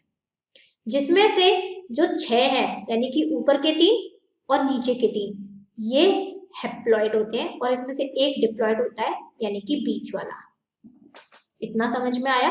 हर चीज ध्यान से समझते हुए चलना कि जब हमारा एम्ब्रॉय पूरा मैच्योर हो जाता है, ठीक, उनके अंदर गैमीट्स की फॉर्मेशन हो गई, ये नीचे की साइड, फिर यहाँ पर 7 न्यूक्लियस होते हैं, 3 ऊपर 3 नीचे, जिसमें और एक बीच में होता है, टोटल 7 हो गए। अब यहाँ पर क्या हुआ, जो 3 ये 6 न्यूक्लियाई हैं, ठीक, ये होते हैं हैप्लॉइड क्योंकि पहले से अपनी माइटोटिक डिवीजन करके बैठे। एक होता है डिप्लॉइड यानी कि सेंटर वाला। हो गया? इतना समझ में आया? अब यहाँ पर हुआ क्या, मेगास्पोर मदर सेल डिप्लॉइड। एक सेकेंड दीजिएगा मुझे, यहाँ से आप लोगों का यहाँ पर देखिए डेवलपमेंट कैसे हुआ। यहाँ पर क्या हुआ, ये जो ऊपर वाले होते हैं इनको बोलते हैं एंटीपोडल सेल्स और जो नीचे वाले होते हैं इनको लोग बोलते हैं हम लोग 2 सिनर्जीड्स, सिनर्जीड्स कहा जाता है। और इन्हीं के अंदर प्रेजेंस होती है यहाँ पर एग की। इन्हीं के अंदर किसकी प्रेजेंस होती है? एग की प्रेजेंस होती है। मुझे ख्याल से यहाँ से मुझे शुरू करना चाहिए, फिर यहाँ से घूमते घूमते ऐसे आना चाहिए। चलो यहाँ से करते हैं। देखो यहाँ पर मेगास्पोर मदर सेल, यहाँ पे क्या किया, एक मदर सेल ले लिया जो कि कैसा है? डिप्लॉइड। कौन सी प्रोसेस परफॉर्म करेगा? मियोसिस। और अपने आप को 4 मेगास्पोर जो कि हैप्लॉइड में कन्वर्ट कर लेगा, कन्वर्ट कर लिया उसने। अब यहाँ पर क्या हुआ है, यहाँ पर इसका आगे होती है मेगास्पोर और एम्ब्रॉय सैक हैप्लॉइड, ये हैप्लॉइड में है। यहाँ पर एक की बात चल रही है अभी। यहाँ पर बाकी के जो अलग है, बाकी के सब 3 जी जनरेट हो जाते हैं, उसमें से एक बचता है, बाकी के 3 क्या हो गए? डी जनरेट हो गए। अब ये जो एक है इसकी ग्रोथ होती चली जाती है, इसके अंदर न्यूक्लियस ग्रो होता चला जाता है, ग्रो होता चला जाता है। फिर ये माइटोसिस की प्रोसेस को परफॉर्म करता है, ठीक। माइटोसिस की प्रोसेस परफॉर्म करने के बाद इसका न्यूक्लियस 2 पार्ट्स में डिवाइड हो जाएगा। ये अगेन माइटोसिस की प्रोसेस को परफॉर्म करता है, इसके न्यूक्लियस 4 हो जाएंगे। ये अगेन माइटोसिस की प्रोसेस को परफॉर्म करता है, यहाँ पर ये जो 4 हैं, 4 के कितने हो जाएंगे? यहाँ पर 8 हो जाएंगे। 3 इसके पास हो गए, 3 इसके पास हो गए, 6 और 2 यहाँ पर हो गए। ठीक है, हो गए कि नहीं हो गए? ये जो प्रोसेस स्टार्टअप है यहाँ से स्टार्ट है, थोड़ा सा ये देखिएगा। यहाँ पर क्या है, एक अपना मदर सेल है, ये मियोसिस की प्रोसेस को परफॉर्म करता है, 4 में डिवाइड हो जाता है, जिसमें से 3 डी जनरेट हो जाते हैं, खराब हो जाते हैं, एक बचता है। ये अपने आप को ग्रो करता है, ठीक है। एम्ब्रॉय की फॉर्मेशन कैसे होती है इसमें ये बताया गया है। फिर यहाँ पर ये माइटोसिस की प्रोसेस को परफॉर्म करेगा और अपने एक न्यूक्लियस को 2 में कन्वर्ट कर लेगा। फिर ये माइटोसिस की प्रोसेस को परफॉर्म करेगा, ये 2 न्यूक्लियस को 4 में कन्वर्ट कर लेगा। फिर ये माइटोसिस की प्रोसेस को परफॉर्म करेगा, अपने 4 न्यूक्लियस को 8 में कर लेगा, जिसमें से 3 एंटीपोडल सेल्स ऊपर चले जाएंगे और 3 नीचे की साइड जाके अटैच हो जाते हैं, इसको बोलते हैं सिनर्जी। और यहाँ पे जो बचे 2 ये यहाँ रह जाते हैं। उसके बाद यहाँ पर ये जो 2 है ये अपने आप को फ्यूज्ड कर लेते हैं और अपने एक न्यूक्लियस में कन्वर्ट हो जाते हैं। और ये वाले जो नीचे हैं सिनर्जिड्स, ये होते हैं मेन एग सेल। यही क्या होते हैं, मेन एग सेल होते हैं, जो यहाँ पे जाके अटैच हो जाते हैं। इतना आगे समझ में क्लियर हुआ? ये था डेवलपमेंट वाला। अब देखिए यहाँ पर है मेगास्पोरोसिनेसिस। ये एक प्रोसेस होती है जिसमें जो हैप्लॉइड मेगास्पोर्स हैं, ठीक है, वो किससे फॉर्म्ड होके आते हैं, डिप्लॉइड मेगास्पोर मदर सेल से। ये जो वाला बताया वो यहीं पर यही तो रखा हुआ है। बाकी के जो 3 है वो डिस्टिंग, यहाँ पर क्या है, megaspore mother cell become distinguished in the nucleus, less in the center but towards micropyle end of the ovule. ये जो पूरे हम लोगों का न्यूक्लियस है मेगास्पोर वाला, ये थोड़ा सा नीचे की साइड माइक्रोपाइल की तरफ होता है। देखिए development of female gametophyte. Megaspore mother cell undergoes meiosis to form linear tetrad of haploid cell. ये आप लोगों को मैंने जो डायग्राम दिखाया ना, ये पूरी थ्योरी वही लिखी हुई है, पूरी थ्योरी वही लिखी हुई है। आप इसको देखो, मैंने इसको यहीं पे पढ़ा दिया। अब मैं इसको जल्दी जल्दी पढ़ा देती हूँ। क्या हुआ, एक मदर सेल था, मियोसिस की प्रोसेस परफॉर्म करी, कितने में कन्वर्ट हो गए, 4 में बन गए। हो गए कि नहीं हो गए, 4 में बन गए। अपर जो 3 है वो अबॉर्ट हो जाते हैं, जो ऊपर के 3 सेल है, 3 न्यूक्लियस खराब हो जाते हैं, डिसइंटीग्रेट हो जाते हैं। एक बचता है सेंटर वाला, बचता है कि नहीं बचता, वही हम लोगों का पहला फीमेल गैमेट कहा जाता है और सेंटर की तरफ मूव हो जाता है। ठीक है, सेंटर की तरफ मूव हो गया। अब ये थोड़ा सा बड़ा होता है, कौन सा डिवीजन करता है, माइटोटिक डिवीजन करता है, और कई बार करता है, 3 बार करता है। 3 बार होने की वजह से कितने न्यूक्लियाई फॉर्म करता है, ये 8 बताए थे ना, जिसमें से यहाँ पर एक सेंटर में प्रेजेंट रहता है, बाकी के 6 3 ऊपर 3 नीचे चले जाते हैं, यही तो बताया। 3 न्यूक्लियाई यहाँ पर नीचे की साइड आ जाते हैं, जिसको बोलते हैं एग एपरेटस, एग की फॉर्मेशन कर लेते हैं, जिसको हम लोगों ने सिनर्जी बोला। और एक लार्ज सेंट्रल में प्रेजेंट रहता है ना, सेंटर में प्रेजेंट रहता है। एंड सिनर्जी, जो 3 सेल है वो सिनर्जी सेल में चले जाते हैं नीचे की साइड, अभी डायग्राम में बताया था। ठीक है, और सिनर्जी अपने आसपास एक हेयर की फॉर्मेशन कर लेता है प्रोटेक्ट करने के लिए, जिसे हम लोग बोलते हैं फिलीफॉर्म एपरेटस। ठीक है, ये पॉलन ग्रेन्स को गाइड करता है। जो पॉलन ट्यूब आती है ना, माइक्रोपाइल से अटैच होती है। अब ये देख लो, ये माइक्रोपाइल नीचे क्यों दिखाया गया था, मैंने कहा था ना कि यहाँ पर ओव्यूल के नीचे ये एक होल है, ओपनिंग है, माइक्रोपाइल। पता है होता क्यों है, ये पॉलन ट्यूब यहाँ ऐसे इसी के थ्रू अंदर जाती है, कहीं तो रास्ता होगा अंदर जाने के लिए, और इसके ऊपर होते हैं हेयर लाइक प्रोजेक्शन। क्यों, ताकि ये जो ट्यूब है पॉलन ट्यूब, इसे पता चल जाए कि इस सिनर्जी के अंदर क्या है, इस सिनर्जी के अंदर क्या है, एग प्रेजेंट है, और यहीं पर जाके फर्टिलाइजेशन करनी है, यही बोला था। बाकी के जो 3 सेल है वो एंटीपेटल सेल्स का ग्रुप बना लेते हैं, ऊपर की साइड बनाते कि नहीं बनाते, और बाकी जो बीच में 2 बचे हुए थे वो फ्यूज्ड हो जाते हैं और सेकेंडरी न्यूक्लियस या फिर डेफिनेट न्यूक्लियस की फॉर्मेशन कर लेते हैं। और इस तरीके से हम लोगों के जो 8 न्यूक्लियस थे वो पूरे एम्ब्रॉय सैक के अंदर फिट हो जाते हैं, एम्ब्रॉय सैक का स्ट्रक्चर बना देते हैं। और ये जो मेथड था ना कि एम्ब्रॉय सैक का जो पूरा डेवलपमेंट हुआ, इसको हम लोग मोनोस्पोरिक डेवलपमेंट भी बोलते हैं। एम्ब्रॉय सैक का डेवलपमेंट हुआ, इसको हम लोगों ने क्या बोला, इसको हम लोगों ने मोनोस्पोरिक डेवलपमेंट भी कहा। और इसी के अंदर जो हम लोगों के फीमेल गैमीट्स हैं उसकी फॉर्मेशन होती है, होती कि नहीं होती है। पूरा जितने भी हम लोग के फीमेल गैमीट्स होते हैं, पहली बात कलरलेस होते हैं, एंडोस्पोरिक होते हैं, अंदर की साइड होते हैं, और हम लोगों के ओव्यूल्स ओवरी के अंदर प्रेजेंट होते हैं। इतना समझ में आ गया होगा मेरे पास। उसके बाद जो नेक्स्ट प्रोसेस आती है पॉलिनेशन होती है, क्योंकि हम लोगों ने दो पढ़ ली, एक हम लोगों ने पढ़ी मेल गैमीट्स वाली और दूसरी हम लोगों ने पढ़ी यहाँ पर फीमेल गैमीट्स की। ठीक है, जब यहाँ पर मेल गैमीट्स और फीमेल गैमीट्स दोनों का डेवलपमेंट हो चुका है तो अब बारी किसकी आएगी यहाँ पर, फर्टिलाइजेशन की। और जो फर्टिलाइजेशन होता है यहाँ पर वो तो पॉलिनेशन प्रोसेस बोलते हैं ना, प्लांट में जो फर्टिलाइजेशन प्रोसेस है किसकी होती है, पॉलिनेशन की होती है। पॉलिनेशन का मतलब क्या होता है, the transfer of pollen grains from anther to the stigma of a flower.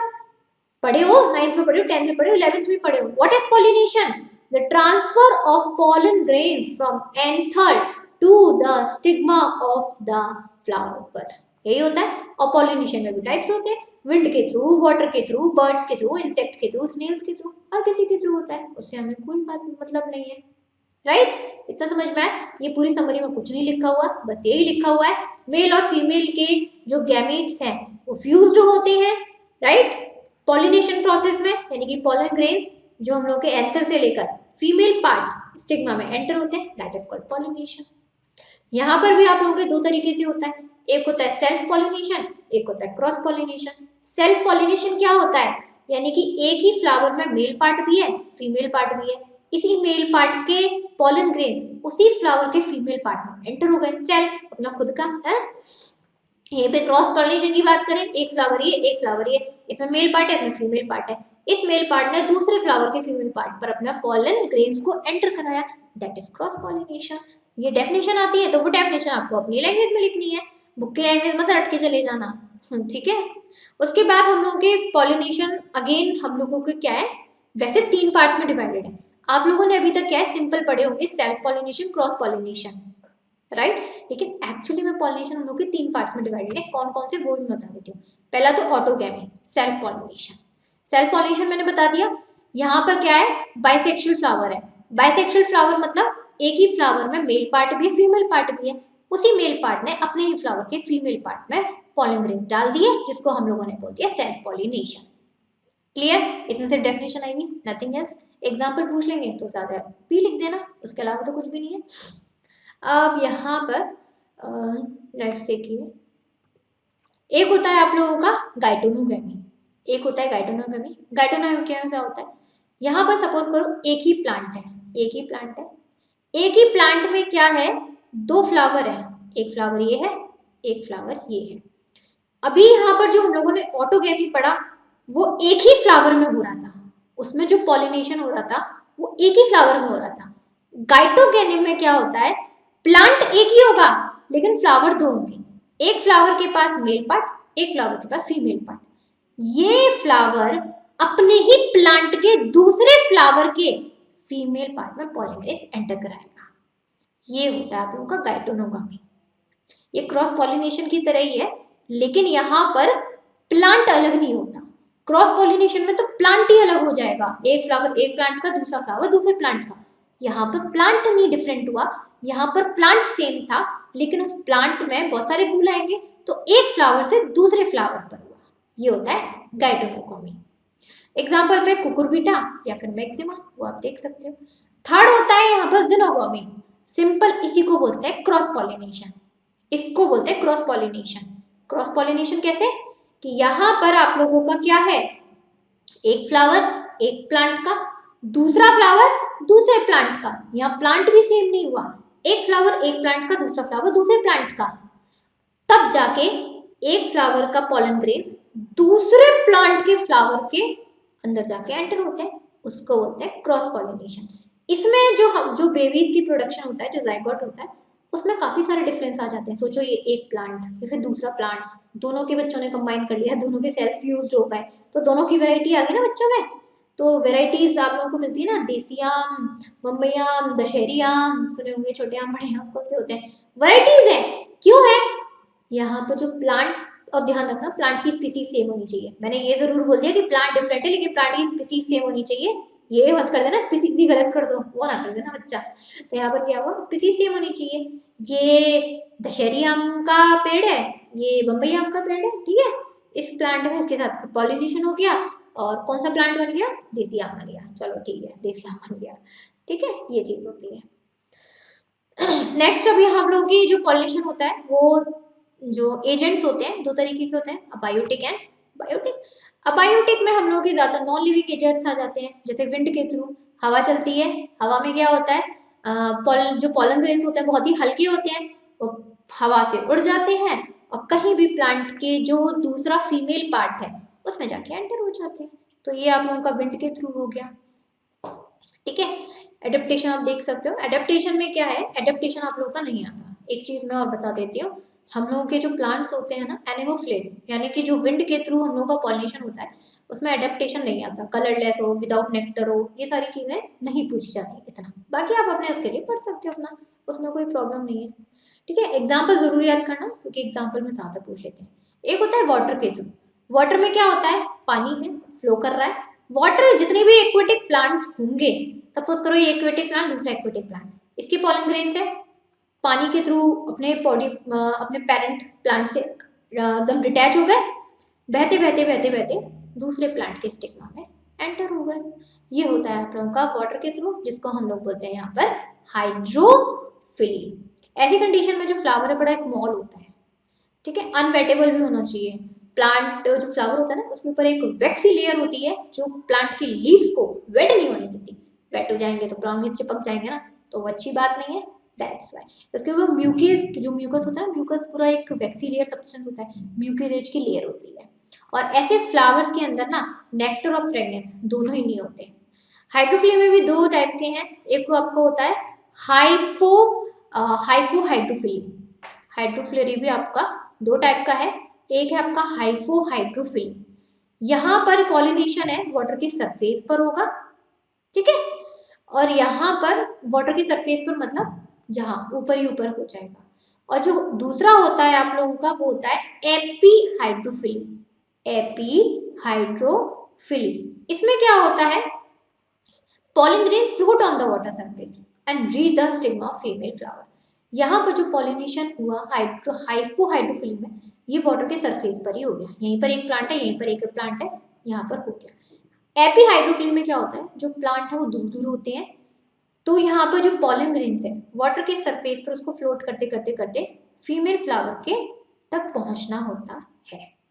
और यहाँ पे ये भी हो सकता है, सबमर्ज भी होते हैं, कुछ जरूरी नहीं है कि वाटर सरफेस पर हो, कुछ सबमर्ज भी होते हैं, एक प्लांट वाटर सरफेस पर है, दूसरा थोड़ा सा अंदर डूबा हुआ है, सबमर्ज है, तो ये चीज भी हो जाती है, वो कंडीशन के ऊपर डिपेंड करता है।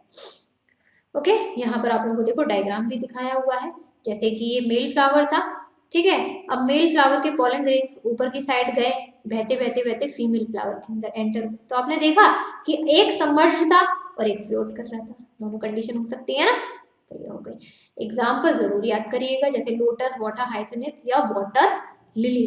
एग्जाम्पल बहुत इंपॉर्टेंट होते हैं, बिना एग्जाम्पल के तो ये समझ लीजिए बच्चा कुछ भी नहीं है। सबसे ज्यादा एग्जाम्पल के बेसिस पर ही आप लोगों का पूछा जाता है। यहाँ तक हम लोगों ने कंप्लीट कर लिए अबायोटिक एजेंट्स। अबायोटिक एजेंट्स में जो कि हम लोग के नॉन लिविंग आ गए थे लाइक विंड एंड वाटर। अब हम लोग के यहाँ नेक्स्ट शुरू होते हैं बायोटिक एजेंट्स। बायोटिक एजेंट्स आप लोगों को जानते हैं, आप लोग लिविंग एजेंट्स को कहा जाता है, राइट। ज्यादातर जो 80% प्लांट्स हैं उन लोगों को पॉलिनेशन करने के लिए हमेशा 80% बायोटिक एजेंट्स की जरूरत पड़ती है, जैसे कि insects, birds, bats, snails and by humans. तो ये हमारे क्या है, ये बायोटिक एजेंट्स है जो कि पॉलन ग्रेन्स को उसके स्टेमन से, एंथर से फीमेल पार्ट के स्टिग्मा में एंटर कराने में हेल्प करते हैं। सबसे पहले हम स्टार्ट करते हैं यहाँ पर पॉलिनेशन बाय इंसेक्ट्स। इसको हम लोग बोलते हैं एंटोमोफाइली, जो कि रोज, जैस्मिन और सेस्ट्रम ज्यादा फ्लावर्स में फॉलो होता है।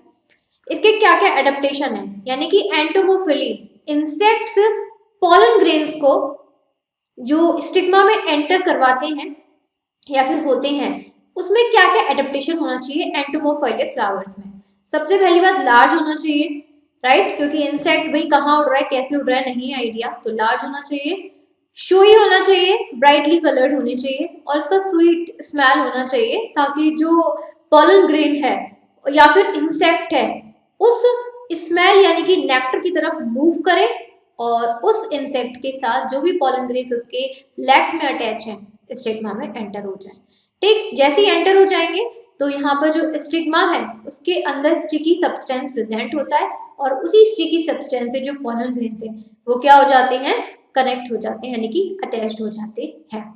लिखा भी हुआ है पोलन ग्रेन्स स्पाइनी होते हैं लेकिन surrounded by a yellow sticky substance called pollen kit. ज्यादातर वैसे तो स्पाइनी होते हैं, कांटे से निकले रहते हैं, हेयर से निकले रहते हैं और उसके चारों तरफ एक स्टिकी सब्सटेंस भी होता है जिसे हम बोलते हैं यहाँ पर पोलन किट। और यहाँ पर बहुत सारे प्लांट्स हैं जो कि इंसेक्ट के थ्रू क्रॉस पॉलिनेशन की प्रोसेस को परफॉर्म करते हैं। ओके, नेक्स्ट आता है हम लोगों का बर्ड्स के थ्रू, जिसे हम लोग बोलते हैं ऑरेंथोफिली। बर्ड्स की पॉलिनेशन को ऑरेंथोफिलो कहा जाएगा। यहाँ पे काफी सारी बर्ड्स हैं जो कि पॉलन ग्रेन्स को एंथर से स्टिग्मा में एंटर कराती हैं। वाई? क्योंकि उनकी जो बीक्स होती हैं लॉन्ग होती हैं और स्मॉल साइज में होती हैं, और जब भी वो कुछ खा रही होती हैं या फिर नेक्टर वगैरह में से कुछ जूस वगैरह वो स्टक कर रही होती है, उस टाइमिंग पर पोलन ग्रेन्स उनकी बीक में स्टक हो जाते हैं, फंस जाते हैं और फिर किसी दूसरी प्लांट पे जाती हैं तो उसके स्टिग्मा पे जाकर एंटर हो जाते हैं। जैसे सनबर्ड है, हमिंग बर्ड्स है, राइट। कौन कौन से फ्लावर में होता है यहाँ पर? ऑरेंथोफिली, बॉम्बैक्स, कैलिस्ट्रोमन या फिर ब्यूटिया में। एडेप्टेशन देख लेते हैं। एडेप्टेशन में जो फ्लावर्स है कलर्ड होने चाहिए, लार्ज होने चाहिए, शोई, शोई मतलब बड़ा अट्रैक्टिव होने चाहिए। प्रोफ्यूज डाइल्यूट नेक्टर, प्रोफ्यूज मतलब स्मेल, बहुत अच्छी खुशबू में से सिक्रीट होनी चाहिए। नेक्टर में डाइल्यूट होना चाहिए। पोलन ग्रेन्स स्टिकी और स्पाइनी होने चाहिए। Flowers are generally without fragrance, इनके जो फ्लावर्स हैं ज्यादा बिना फ्रेगनेंस के होते हैं। As birds has poor sense of smell, क्योंकि बर्ड्स का जो सेंस ऑफ स्मेल है बड़ा बेकार सा होता है, उन्हें कोई फर्क नहीं पड़ता किस फ्लावर में से कौन सी स्मेल या कौन सी फ्रेगनेंस आ रही है। थर्ड यहाँ बात करते हैं बैट्स के थ्रू, इसको बोलते हैं chiropterophily. Chiropterophily bats can transport pollen over a long distance, sometimes kilometres तक। बैट्स हमारे एक ऐसे बायोटिक एजेंट्स में आ जाती हैं जो कि पोलन ग्रेन्स को लॉन्ग डिस्टेंस किलोमीटर्स तक किसी दूसरे फ्लावर के स्टिग्मा में एंटर करा सकती हैं। इनके जो फ्लावर्स हैं डल कलर के होते हैं लेकिन फ्रेगनेंस बहुत स्ट्रांग होती है, क्योंकि बैट का जो सेंस ऑफ स्मेल है बहुत स्ट्रांग है, दैट्स व्हाई। नेक्टर प्रोड्यूस करती है लार्ज अमाउंट में, पोलन ग्रेन्स भी प्रोड्यूस होते हैं। कौन कौन से यहाँ पर ट्रीज में बैट्स करती हैं? कदम ट्री, बाओबाओ ट्री और सॉसेज ट्री, साइंटिफिक नेम तो लिखे ही हुए हैं। चलिए नेक्स्ट आता है हम लोगों का आउटब्रीडिंग डिवाइसेस। आउटब्रीडिंग डिवाइसेस का मतलब है, देखिए ब्रीड का मतलब क्या होता है? फर्टिलाइजेशन, ठीक है। ब्रीड का मतलब तो यहाँ पे फर्टिलाइजेशन हो गया। ब्रीड का मतलब यहाँ पर फर्टिलाइजेशन हो गया।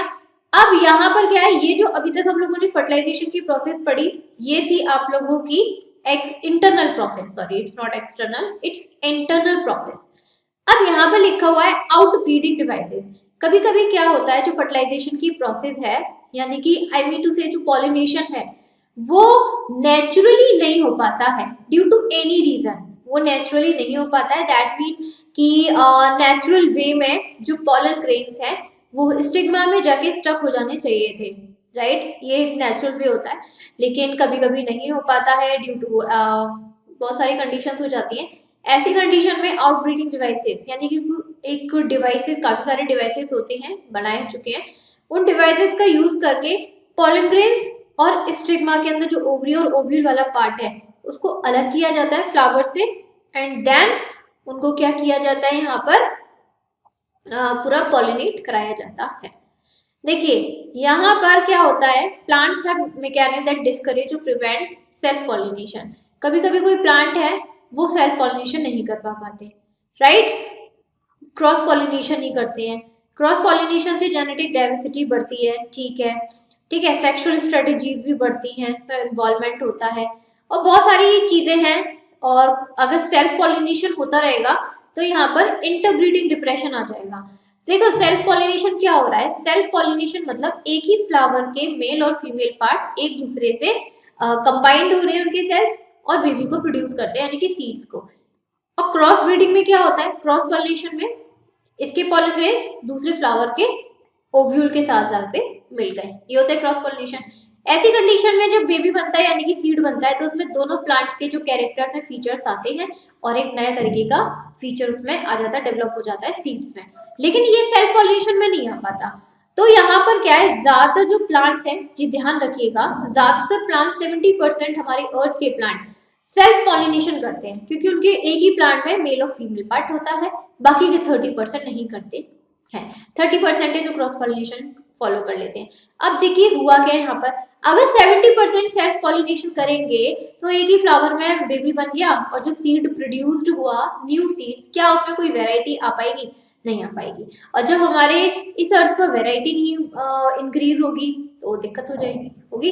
तो इसके लिए काफी सारे डिवाइसेस हैं जो सेल्फ पॉलिनेशन को रोकते हैं और क्रॉस पॉलिनेशन को प्रमोट करते हैं। देखिए सबसे पहले यहाँ पे यूनिसेक्सुअलिटी लिखा है। यूनिसेक्सुअलिटी का मतलब होता है कि एक ऐसा फ्लावर कि उसमें सिर्फ एक ही पार्ट प्रेजेंट हो, या तो मेल वाला या फिर फीमेल वाला, इसे हम लोग बोलते हैं डायोशिज्म।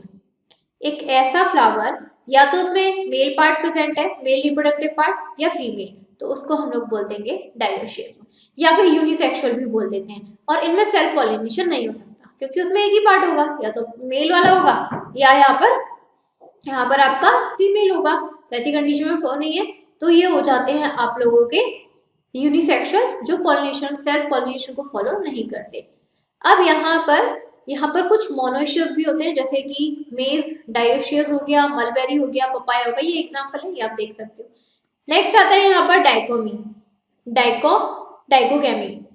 In this device, anther and stigma mature at different times in a bisexual flower so as to prevent self pollination। देखिए इसमें होता क्या है, इस डिवाइस के थ्रू एक ही फ्लावर है, इसमें एंथर भी है और स्टिग्मा भी है, दोनों चीजें, बाइसेक्सुअल फ्लावर है। लेकिन इसमें हुआ क्या कि यहाँ पर जो एंथर है वो पहले मैच्योर हो गया, और जो स्टिग्मा है वो अभी इमैच्योर है।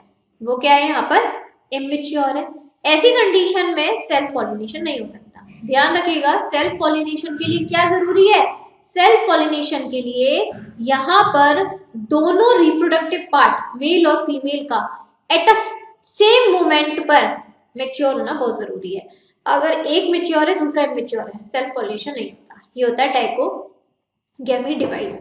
अब ये भी हमारा दो टाइप में डिवाइडेड है, एक होता है प्रोटेंड्री, एक होता है प्रोटोगैनी। प्रोटेंड्री का मतलब है कि जो मेल पार्ट है वो पहले मैच्योर हो जाए, फीमेल पार्ट यहाँ पर बाद में हो, तो उसको हम लोग बोलेंगे प्रोटेंड्री। एक होता है प्रोटोगाइनी। प्रोटोगाइनी में क्या होगा कि यहाँ पर फीमेल पार्ट जो गाइनोशियम है वो पहले मैच्योर हो जाएगा और एंड्रोशियम मैच्योर बाद में होगा। ऐसी कंडीशन में भी सेल्फ पॉलिनेशन नहीं हो सकता। एग्जाम्पल है ग्लोरियस। एक नेक्स्ट आता है प्रीपोटेंसी। प्रीपोटेंसी में क्या है, the pollen grains of other flower germinate rapidly over the stigma than the pollen grains from the same flower। Prepotency में क्या है, जो pollen grains है, ठीक है, किसी दूसरे फ्लावर्स के, वो germinate rapidly over the stigma than the pollen grains from the same flower। That mean कि यहाँ पर कोई सेम फ्लावर है, इसमें एक मेल पार्ट भी है एक फीमेल पार्ट भी है, एक दूसरा फ्लावर है जिसके अंदर क्या है, यहाँ पर मेल पार्ट है, यानी कि सेम प्लांट का है। और किसका है यहाँ पर, सेम प्लांट का, ये चीज भी ध्यान रखा। अब यहाँ पर हुआ क्या कि एक फ्लावर है जिसके पास मेल भी है फीमेल भी है, दूसरा फ्लावर है उसके पास सिर्फ मेल पार्ट है।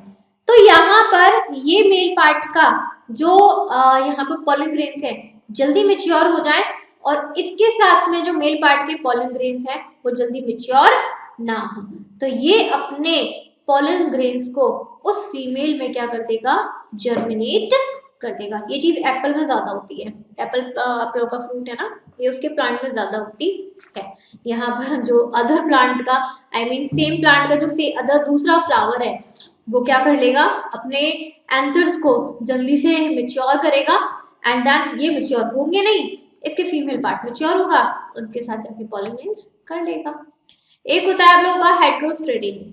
हेट्रोस्ट्रेडिल इसमें होता क्या है, जैसे कि यहाँ पे प्रिमरोज हुआ, types of flowers in which stigma and anthers are placed at different level. इसमें क्या होता है, जैसे एक ही फ्लावर है, यहाँ पर स्टिग्मा की हाइट ज्यादा है लेकिन एंथर की हाइट यहाँ पर कम रहती है। डिफरेंट लेवल लिखा है ना, डिफरेंट लेवल का क्या मतलब हो जाएगा कि स्टिग्मा की हाइट ज्यादा है लेकिन पॉलन यहाँ पे जो यहाँ पे एंथर है, स्टेमन है, मेल पार्ट, उसकी हाइट कम है। क्या ऐसी कंडीशन में सेल्फ पॉलिनेशन हो सकता है? नहीं हो सकता, क्योंकि पॉलन ग्रेन्स क्या है भाई, पॉलन ग्रेन्स यहाँ से निकले इस तरीके से वो जा रहे हैं, तो वो ऊपर तो पहुंच ही नहीं पा रहे हैं स्टिग्मा के पास, और जब स्टिग्मा के पास पहुंच नहीं पाएंगे तो सेल्फ पॉलिनेशन कैसे हो जाएगा? नहीं हो सकता। इसको बोलते हैं हेटेरोस्टाइली, जिसमें एक फ्लावर में मेल और फीमेल पार्ट दोनों प्रेजेंट है, लेकिन दोनों की जो हाइट है वो डिफरेंट है, जिसकी वजह से सेल्फ पॉलिनेशन पॉसिबल नहीं हो पाता। पॉलिनेशन के लिए दोनों रिप्रोडक्टिव पार्ट्स की, मेल और फीमेल की जो हाइट है उनके रिप्रोडक्टिव ऑर्गन्स की, वो सेम होनी चाहिए, अदरवाइज सेल्फ पॉलिनेशन नहीं हो सकता। एक होता है यहाँ पर हार्कोगेमी। हार्कोगेमी क्या है? ये मैकेनिकल डिवाइस है। ये क्या है? ये मैकेनिकल डिवाइस है। ये भी सेल्फ पॉलिनेशन को रोकने के लिए, क्योंकि सेल्फ पॉलिनेशन से सिर्फ और सिर्फ हमें सीड मिल सकते हैं, लेकिन कोई वेराइटी वाले सीड हमें नहीं मिलते। होता क्या है? Natural physical barrier is present between two sex organs and avoid contact of pollen stigma of same flower. यहाँ पे क्या किया जाता है?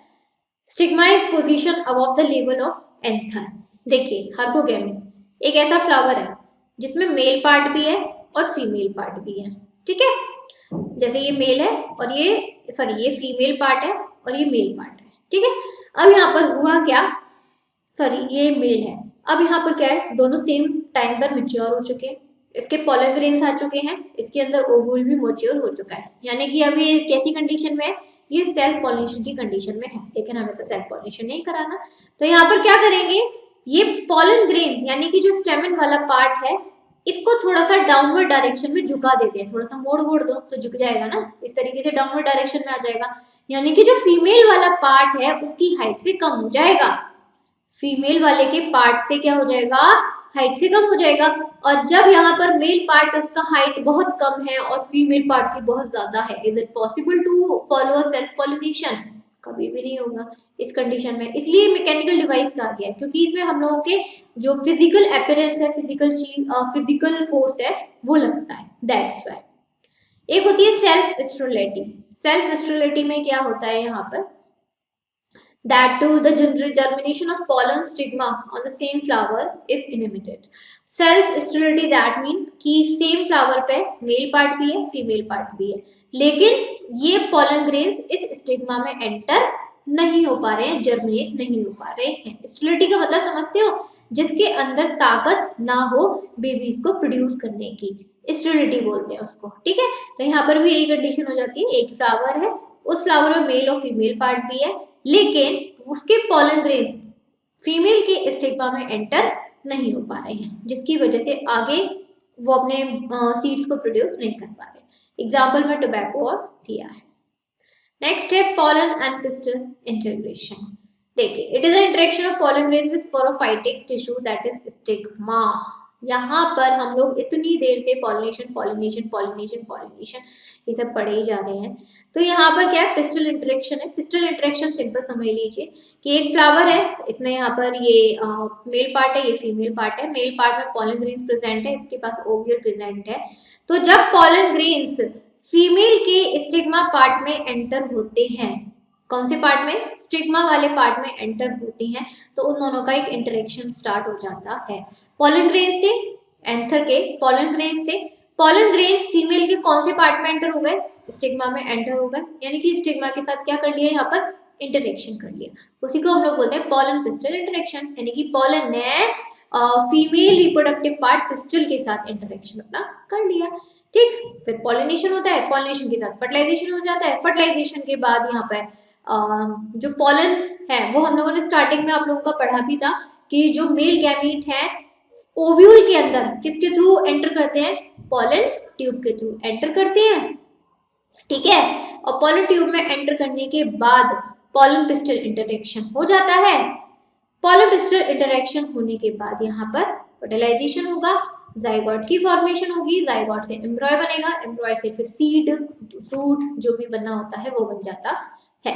लेकिन ये चीज जरूरी नहीं है, यहाँ पर क्या है? ये चीज जरूरी नहीं है कि जो यहाँ पर पॉलन्स हैं वो राइट स्टिग्मा में जाकर एंटर हो। सपोज करो ये एक फ्लावर है, ये दूसरा फ्लावर है, लेकिन ये दूसरी स्पीसीज का है, हम लोगों ने पॉलिनेशन में कंडीशन क्या पढ़ी थी कि अगर क्रॉस पॉलिनेशन हो रहा है तो दोनों प्लांट की स्पीसीज भी सेम होनी चाहिए, अदरवाइज पॉलिनेशन यहाँ पर नहीं होगा। नहीं होगा ना। तो यहाँ पर भी यहाँ सेम कंडीशन है कि ये वाला जो प्लांट है वो दूसरी स्पीसीज का है, ये वाला जो प्लांट है वो दूसरी स्पीसीज का है। तो यहाँ पर क्या हुआ कि इसके जो पॉलन ग्रेन्स थे वो इस वाले स्टिग्मा पर गए, लेकिन फर्टिलाइज्ड नहीं हुए। क्यों? क्योंकि कभी भी एक स्पीसीज के पॉलन ग्रेन्स दूसरी स्पीसीज के फ्लावर के साथ इंटरेक्ट या फर्टिलाइजेशन नहीं करते हैं। तो यहाँ पर गलत हो गया और बहुत सारे हैं यहाँ पर। अब यहाँ पे देखिए, ध्यान रखिएगा, यहाँ पर जो प्लांट्स के अंदर यानी कि फ्लावर्स के अंदर जो मेल और रिप्रोडक्टिव पार्ट्स होते हैं, मेल और फीमेल, उनके अंदर ना एक अपनी खुद की एबिलिटी होती है कि वो सेम स्पीसीज के प्लांट के पॉलन ग्रेन्स को पहचान सकते हैं। इसलिए एक स्पीसीज के पॉलन ग्रेन्स किसी दूसरी स्पीसीज के प्लांट या फ्लावर में एंटर बिल्कुल भी नहीं हो सकते हैं। अगर हो भी जाए तो कभी भी सीड की फॉर्मेशन होगी ही नहीं, बिल्कुल भी नहीं होगी।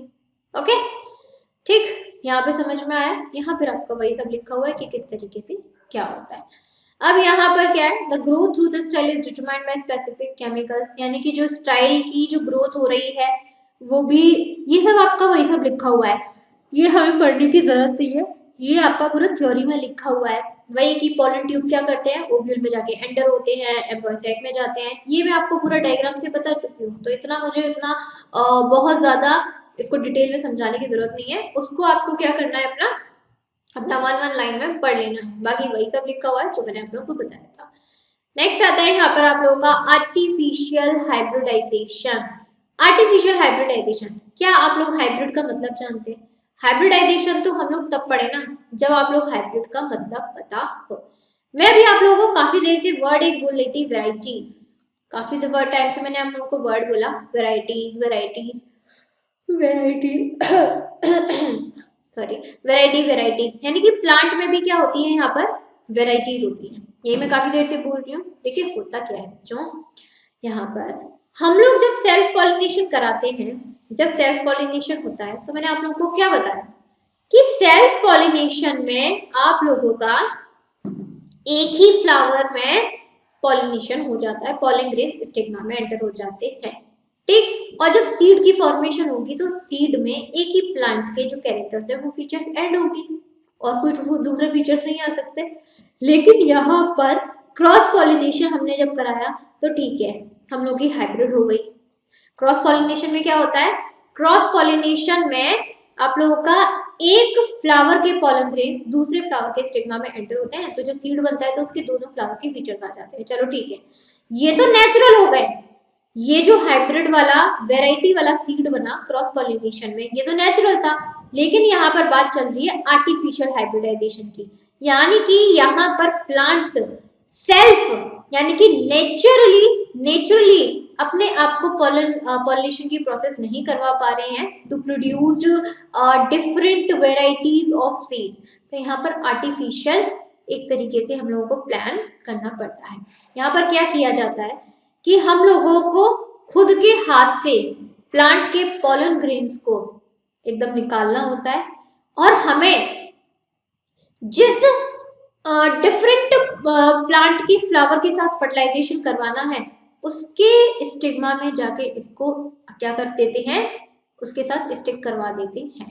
यहाँ देखिए, यहाँ पर डायग्राम भी है आप लोगों का, entry of pollen tube in the ovule. देखिए यहाँ पर हमने स्ट्रक्चर तो पहले देख लिया था। यहाँ पर क्या हो रहा है, यहाँ पर ना हम लोगों की जो एंट्री होती है ना पॉलन ट्यूब की, 3 तरीके से होती है। एक तो माइक्रोपाइल इस होल से होती है, नीचे माइक्रोपाइल है।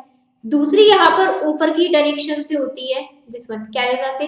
तीसरी यहाँ पर 2 डायरेक्शन में जो पॉलन ट्यूब की एंट्री है वो होती है। तो अगर यहाँ पर एक ही डायरेक्शन से माइक्रोपाइल से एंटर हो रही है तो यहाँ पर हम लोग उसको बोलते हैं पोरोगेमी। जब यहाँ पर ऊपर की साइड से पॉलन ट्यूब माइक्रोपाइल में एंटर होती है, एम्ब्रॉय में एंटर होती है, तब बोलते हैं इसको कैलोजोगेमी। और जब यहाँ पे दोनों डायरेक्शन में ये पॉलन ट्यूब इसमें एंटर होती है तब हम लोग बोलते हैं मेसोगेमी।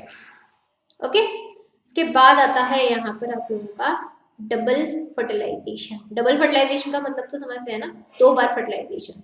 इसको हम लोग कॉम्प्लेक्स फर्टिलाइजेशन बोलते हैं। कॉम्प्लेक्स थोड़ा सा कॉम्प्लेक्स ही हो गया ना, इसलिए ये सबसे पहले नोआसिस ने डिस्कवर्ड किया था लिलिशियस प्लांट लाइक लिलियम और फ्रेटिलियरियम में। यहाँ पर जो पॉलन ग्रेन्स हैं स्टिग्मा के सरफेस पर रीच हो जाते हैं, पॉलन ट्यूब की फॉर्मेशन होती है, फिर यहाँ पर वो स्टाइल में एंटर होते हैं, स्टाइल से फिर ओवरी में जाते हैं और ओवरी से ओव्यूल में एंटर हो जाते हैं। यही चीज होती है जब हम लोग के पॉलन ग्रेन्स फर्टिलाइजेशन की प्रोसेस को फॉलो करते हैं। उसके बाद यहाँ पे जो एम्ब्रॉय सैक के अंदर सिनर्जिड्स होते हैं वो कुछ केमिकल्स को सेक्रेट करते हैं, जिसकी वजह से पॉलन ट्यूब इस सिनर्जिड से जाके अटैच हो जाती है और अपने यहाँ पर पूरे जो यहाँ पर मेल गैमीट्स हैं फीमेल गैमीट्स के साथ मिक्स हो जाती हैं। अभी हम लोगों ने क्या देखा कि यहाँ पर अगर पॉलन ट्यूब ओव्यूल के माइक्रोपाइल से एंटर हो रही है तो हम उसे बोलेंगे पोरोगैमी।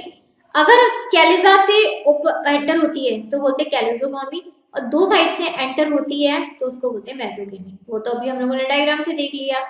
अब यहाँ पे चाहे किसी भी तरीके से पॉलन ट्यूब एंटर हो, चाहे कैलिजोगैमी के एंटर थ्रू हो, पेसोगैमी के थ्रू हो, या फिर आप लोगों का यहाँ पर माइक्रोपाइल पोरोगैमी के थ्रू हो, लेकिन फाइनली होता क्या है भाई, जो पॉलन ट्यूब है एम्ब्रॉय सैक के अंदर एंटर हो जाती है चाहे किसी भी तरीके से हो, और जो पॉलन ट्यूब है अपने साथ मेल गैमीट्स को, कितने मेल गैमीट्स को, 2 मेल गैमीट्स को कैरी करती है, जिसमें से एक मेल गैमीट सिनर्जिड्स के अंदर जो फीमेल गैमीट है उसके साथ क्या कर लेता है, कंबाइंड कर लेता है, फर्टिलाइजेशन कर लेता है।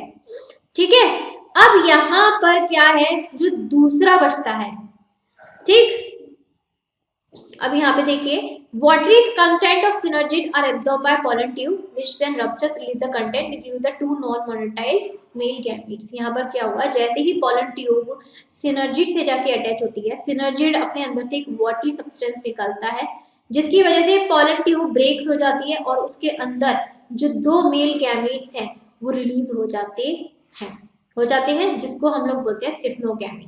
इसी पूरी प्रोसेस को क्या बोला, सिफ्नोगैमी बोला, और यहाँ पर फर्टिलाइजेशन की जो प्रोसेस है वो स्टार्ट हो जाती है। तो syngamy and triple fusion are 2 events of sexual reproduction in angiospermic fabric plant. देखिए, एक हो गया सिनगैमी, यानी कि मेल के कितने गैमीट्स आए थे, एक गैमीट आया था, ठीक है, और यहाँ पर सिनर्जीड में कितने सेल थे, यहाँ पर 3 फीमेल सेल्स थे, और ये तीनों किसके साथ कंबाइंड हो गए, आपके इन पूरे एक मेल गैमीट्स के साथ, लिखा भी हुआ है syngamy is the fusion of haploid male gamete with the haploid female gamete to produce the haploid zygote. Syngamy कौन सी प्रोसेस है, सिनगैमी वो प्रोसेस है जिसमें पॉलन ट्यूब के अंदर जो हमारा हैप्लॉइड मेल गैमीट आया था वो फीमेल हैप्लॉइड गैमीट के साथ क्या हो जाता है, फ्यूज हो जाता है और डिप्लॉइड जाइगोट की फॉर्मेशन करता है। ठीक है, वेयर एज यहाँ पर ट्रिपल फ्यूजन की बात करें तो ट्रिपल फ्यूजन में क्या हो गया, 2 मेल गैमीट से एक तो फ्यूज हो गया, जो सेकंड हैप्लॉइड मेल गैमीट्स है हम लोगों के विद डिप्लॉइड, बीच में सेंटर में न्यूक्लियस प्रेजेंट था ना, जो 2 न्यूक्लियस को बना के मिला हुआ था, राइट, तो वो दूसरा हैप्लॉइड मेल गैमीट बीच सेंटर में जो आप लोगों का न्यूक्लियस होता है, जैसे हम लोग बोलते हैं सेकेंडरी न्यूक्लियस, उसके साथ जाके फ्यूज हो जाता है और 2 लेयर की फॉर्मेशन करता है।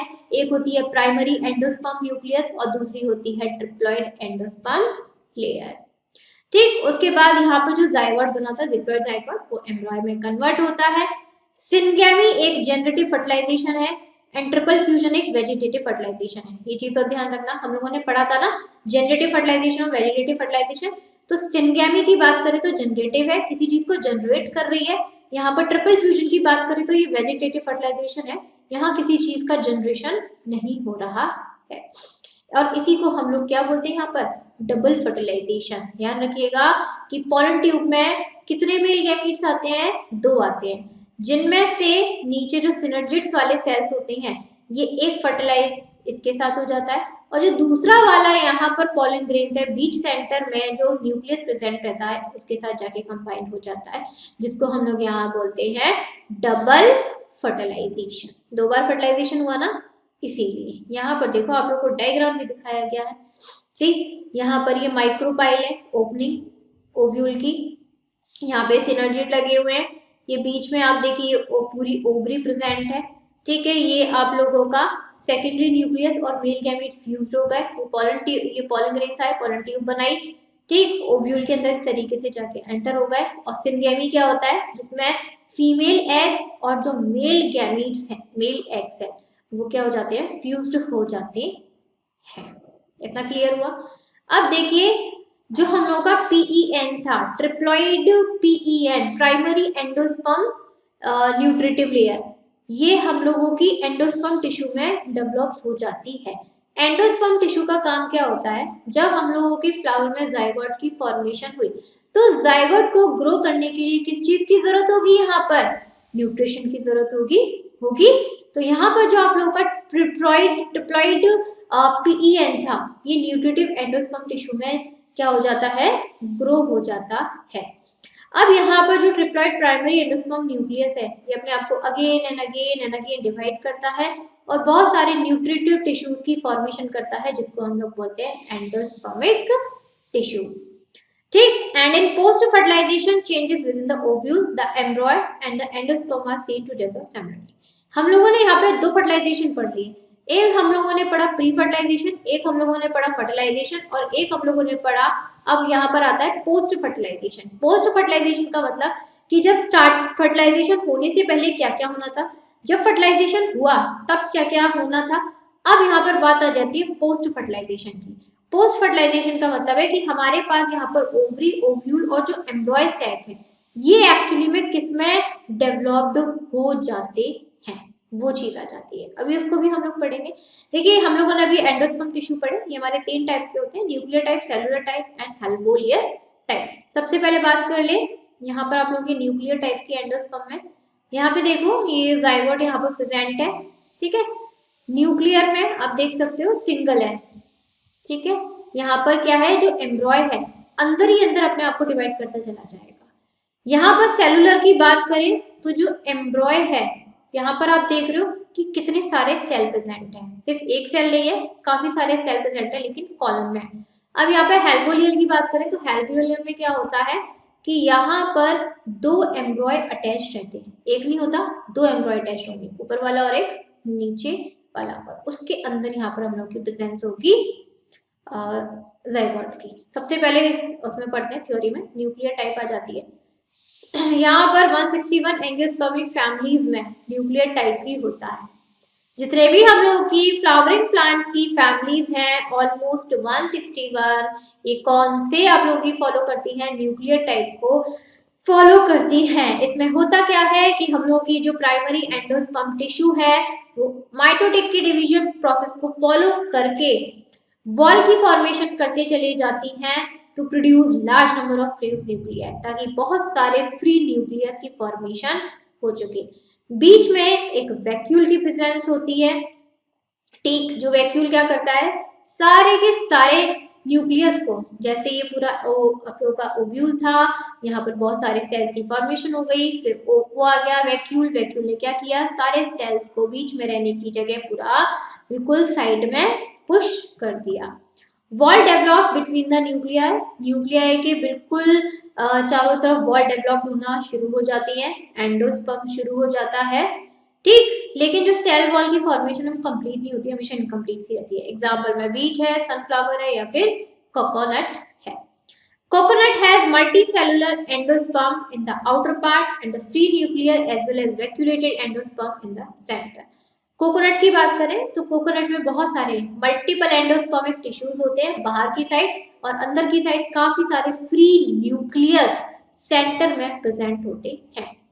एक होता है आप लोगों का सेलुलर टाइप। सेलुलर टाइप में क्या होता है, यहाँ पर division of triploid primary endospermic nucleus immediately followed by formation, यानी कि जैसे ही एंडोस्पर्मिक यहाँ पर टिश्यू अपने आप को डिवाइड करेंगे, राइट, डिवाइड करेंगे, उसी के साथ वॉल की फॉर्मेशन तुरंत होना स्टार्ट हो जाती है।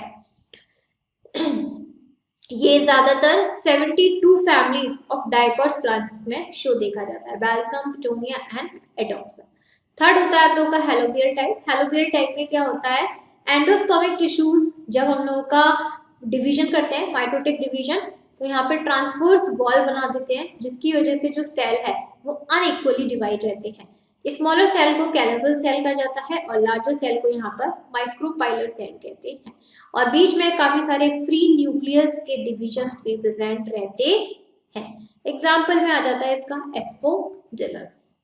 नेक्स्ट है डेवलपमेंट ऑफ एम्ब्रॉय। चलिए अभी सबसे पहले ध्यान रखिए, सबसे पहले किसकी फॉर्मेशन हुई थी, यहाँ पर जाइगोट की फॉर्मेशन हो गई थी ना। जाइगोट जब ग्रो करता है तो किस में कन्वर्ट होता है, एम्ब्रॉय में कन्वर्ट होता है, वही तो लिखा है the zygote into an embryo is called embryogenesis, कि जब जाइगोट किस में कन्वर्ट हो जाए, किस में डेवलप्ड हो जाए, एम्ब्रॉय में, उसी प्रोसेस को हम लोग क्या बोलेंगे यहाँ पर एम्ब्रॉयगेनेसिस कहेंगे। फिर ठीक, और जो एम्ब्रॉय है धीरे धीरे बढ़ करके जो ओव्यूल का माइक्रोपाइल वाला नीचे वाला हिस्सा होता है वहां तक अपना ग्रो करता चला जाता है और उसके चारों तरफ किसकी फॉर्मेशन भी स्टार्ट हो जाती है, एंडोस्पर्म टिश्यू की फॉर्मेशन स्टार्ट हो जाती है। अब यहाँ पर जो एंडोस्पर्म है वो भी दो तरीके से है, एक है मैकोमोसेक एंडोस्पर्म। मोसेक एंडोस्पर्म में क्या होता है, यहाँ पर दो डिफरेंट टाइप्स की टिश्यूज होते हैं। मोसेक एंडोस्पर्म में खुद के दो डिफरेंट टाइप के टिश्यूज होते हैं। In plants like corn, the endosperm contains patches of two different color. It forms a sort of mosaic pattern. यहाँ पर कुछ प्लांट्स हैं जैसे कि कॉर्न का प्लांट्स है, इसके अंदर जो एंडोस्पर्म की टिश्यू बनते हैं, प्रेजेंस होती है, उनमें डिफरेंट कलर्स के पैचेस होते हैं जो कि एक मोसेक का पैटर्न बनाते हैं। यहाँ पे देखिए मोसेक का पैटर्न बना रहे और डाइकोट एमरोस कैप्सुला, ये आपको पढ़ने की जरूरत नहीं है, था भी नहीं आप लोगों के उसमें। फिर क्या है, जाइगोट जब हम लोग का दो सेल में डिवाइड होता है तब हम लोग इसको बोलते हैं प्रो एम्ब्रॉय। ठीक है, यहाँ पर दो सेल में डिवाइड हो गया, एक सेल बड़ा होता है एक सेल छोटा होता है। तो जो लार्जर सेल है वो माइक्रोपाइल की तरफ मूवमेंट स्टार्ट कर देता है जिसको बोलेंगे सस्पेंसर इनिशियल सेल, और जो छोटा वाला सेल है वो ओव्यूल की ऊपर वाली डायरेक्शन होती है ना कैलेजा, उसकी तरफ मूव करना स्टार्ट कर देता है जिसको हम लोग बोलते हैं एम्ब्रॉयनल इनिशियल सेल। फिर उसके बाद यहाँ पर यही जो सेल है आप लोगों के सस्पेंशन और एम्ब्रॉयनल, ये अगेन अपने आप को 6 से 10 सेल में डिवाइड कर लेते हैं। ठीक, जिसमें से यहाँ पर जो पहला सेल था सस्पेंशन वो माइक्रोपाइल की तरफ मूव करता है, स्वेलन हो जाता है और अपने फंक्शंस को एज अ हॉस्टोरियम होस्ट की तरह परफॉर्म करना स्टार्ट कर देता है। और जो लोअर मोस्ट सेल था जो कि इसको हम लोगों ने बोला hypophysis,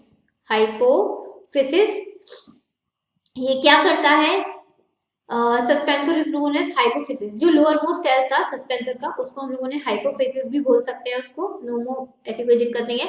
the suspensor help in pushing the embryo in the endosperm. अब ये सस्पेंसर क्या करता है, जब हमारा जो जाइगोट जो कि एम्ब्रॉय में कन्वर्ट हो चुका है उसको एंडोस्पर्म के अंदर भेजने के लिए पुश करता रहता है। और जो हम लोगों का जो लोअर वाला सेल थे एम्ब्रॉयनल इनिशियल, ये 3 बार माइटोटिक डिवीजन की फॉलो करता है, माइटोटिक डिवीजन करता है और अपने आप को 8 सेल ऑक्टेंट में डिवाइड कर लेता है।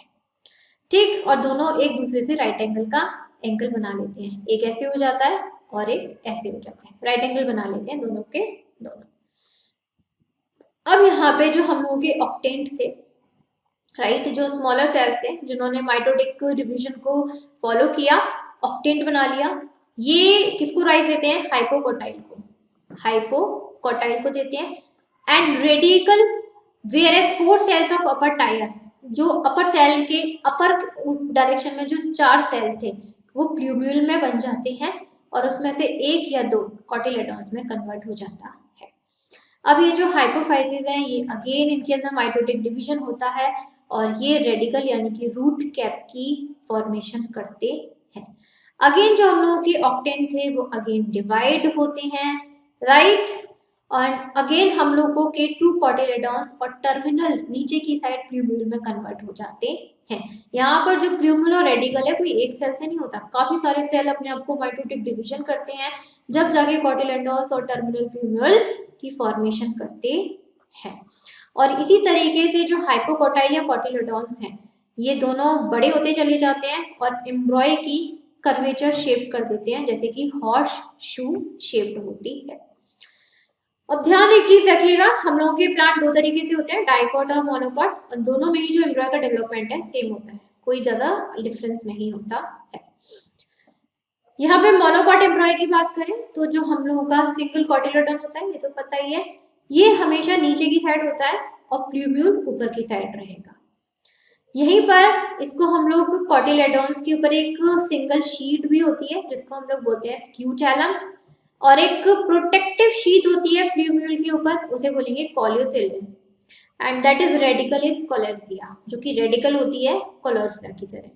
And finally ovule is transform into the seed and ovary into the, और धीरे धीरे धीरे करके जो ओव्यूल है वो आप लोगों को पता ही है सीड्स में कन्वर्ट हो जाते हैं, और जो ओवरी है वो किस में कन्वर्ट हो जाती है, वो फ्रूट में कन्वर्ट हो जाती है, और फ्रूट के अंदर सीड्स होते हैं। ये तो पता ही है ना आप लोगों को। नेक्स्ट आता है हम लोगों का सीड एंड फ्रूट डेवलपमेंट। ये तो काफ़ी इजी है, इसमें ज़्यादा समझने या उतना दिमाग लगाने की चीज़ नहीं है, इसमें से आता भी नहीं है ज़्यादा। समरी वाला पार्ट तो बिल्कुल नहीं आएगा लिखने के लिए, एक्चुअली में आएगा क्या, वो आएगा आप लोगों का 1 वर्ड में आ जाएगा, ज़्यादा से ज़्यादा 2 में आ जाएगा।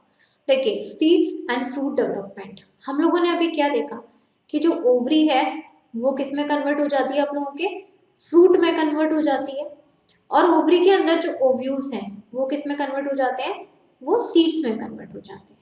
अब हम लोगों को जो मेन है वो यही देखना है कि जो सीड और जो फ्रूट्स हैं, यानी कि जो ओवरी और ओव्यूल हैं जो कि फ्रूट और सीड्स में कन्वर्ट हो गए, तो वो किस तरीके से अपने आप को डेवलप्ड करते हैं वो आप डायग्राम से समझिए। ये देखिए, ये डाइकॉट का है, ये मोनोकॉट का है। डाइकॉट में आप देखिए ये पूरा एम्ब्रॉय था, ये ऊपर की आउटर लेयर सीड कोट होती है, ठीक है। उसके बाद यहाँ पर 2 कॉटिलेडॉन टिश्यू प्रेजेंट होते हैं, डाइकॉट में तो 2 कॉटिलेडॉन है। यहाँ पर आप देख सकते हो रेडिकल रूट वाला पार्ट है, इसके बीच में यहाँ पर आप देखो ऊपर की साइड हाइपोकॉटॉइल है, और ये ऊपर की साइड एपिकॉटॉइल है जो कि प्ल्यूम्यूल है, जो स्टैम्प्स है उनको ग्रुप करता है। यही हम मोनोकॉट की बात करें, एज यू कैन सी यहाँ पर देखो प्ल्यूम्यूल है, इसके नीचे रेडिकल है, सबसे लास्ट में कॉलोजिया है, उसके ऊपर यहाँ पर कॉलोप्टाइल है। यहाँ पर आप लोगों का पूरा ये जो पार्ट आपको दिखाई दे रहा है दैट इज क्यूपेटल, उसके ऊपर एंडोस्पर्म टिश्यू है, seed coat and fruit wall, ये इसकी आउटर कवरिंग है, और इसके इनर लेयर एक और इनर लेयर होती है जिसको हम लोग बोलते हैं एन्युलर लेयर। क्लियर, यहाँ तक समझ में आ गया। यहाँ पर कभी कभी सीड के ऊपर 2 अलग अलग कवरिंग होती है, एक होती है आउटर कवरिंग जिसको बोलते हैं टेस्टा, एक होती है इनर कवरिंग जिसको बोलते हैं टेगमेंट, नाम जरूर याद करिएगा, ओके। और कभी कभी ovule persist some like black pepper and beet as a thin papery layer as a perisperm. कभी कभी किसी किसी के अंदर जो ओव्यूल यानी कि जो सीड्स होते हैं बड़े पतले पतले से छोटे छोटे से होते हैं ना, उसको हम लोग यहाँ पर क्या बोलते हैं, पेरिस्पर्म कहते हैं। एंडोस्पर्म टिश्यूज की बात करें तो वो एम्ब्रॉय के लिए फूड रिजर्व करके रखते हैं ताकि उन्हें भूखा ना मरना पड़े। Endosperm remain conspicuous to fill the greater part of the seed. Endosperm seed का सबसे ज्यादा पार्ट पूरा क्या करते हैं, उसको क्या कर लेते हैं, फिल कर लेते हैं। And the resultant seed is endospermic और एल्बुमिनस, इसीलिए जो पूरा जब सीड मेच्योर हो जाता है इसको हम लोग उसको एंडोस्पर्मिक सीड या फिर एल्यूमिनियस सीड भी कहते हैं। क्यों, क्योंकि सीड के अंदर सबसे ज्यादा किसकी प्रेजेंस हो जाती है, एंडोस्पर्म की प्रेजेंस हो जाती है। एग्जांपल में है कैस्टर, कोकोनट एंड मिल्स।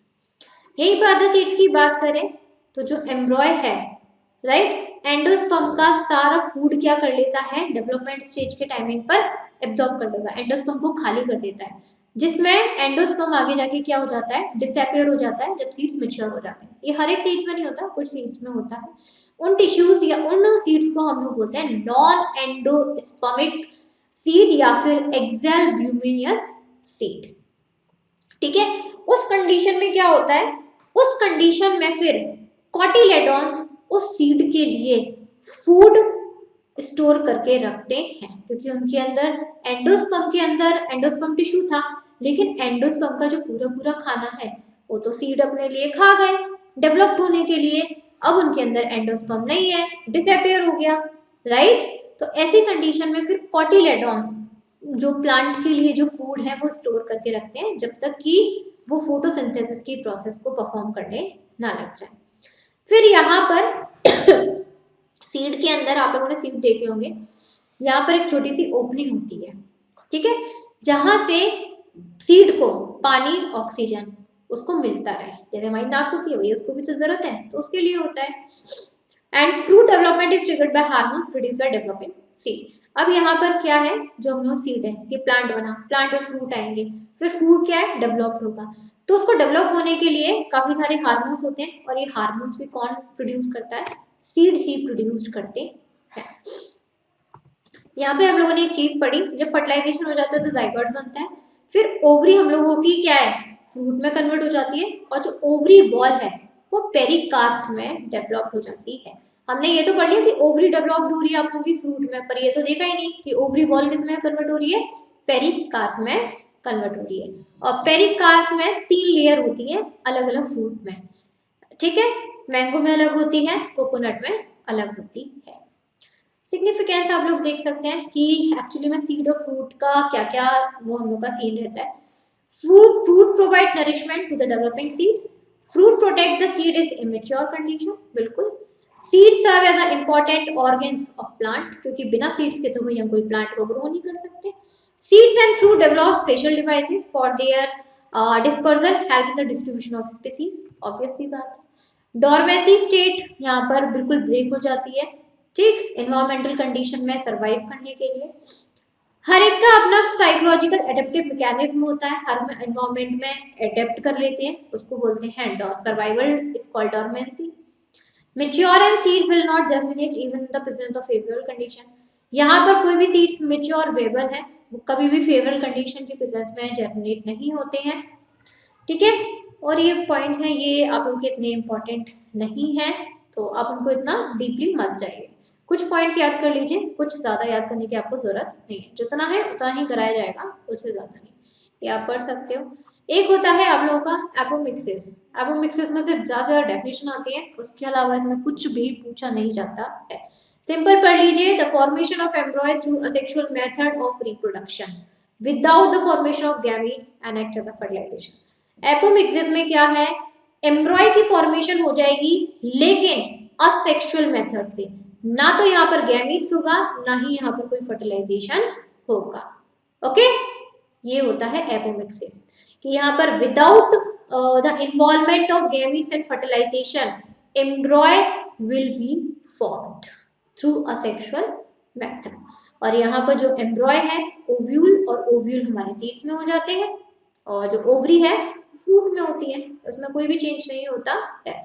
और यहाँ पर ऐसा यानी कि gametophyte organ of cell produces embryo like structure without fertilization is called apogamy, यानी कि ऐसे ऑर्गन, प्लांट के ऐसे ऑर्गन जो बिना फर्टिलाइजेशन किए एम्ब्रॉय की फॉर्मेशन करते हैं, उसको हम लोग यहाँ पर क्या बोलते हैं, एपोगैमी, राइट।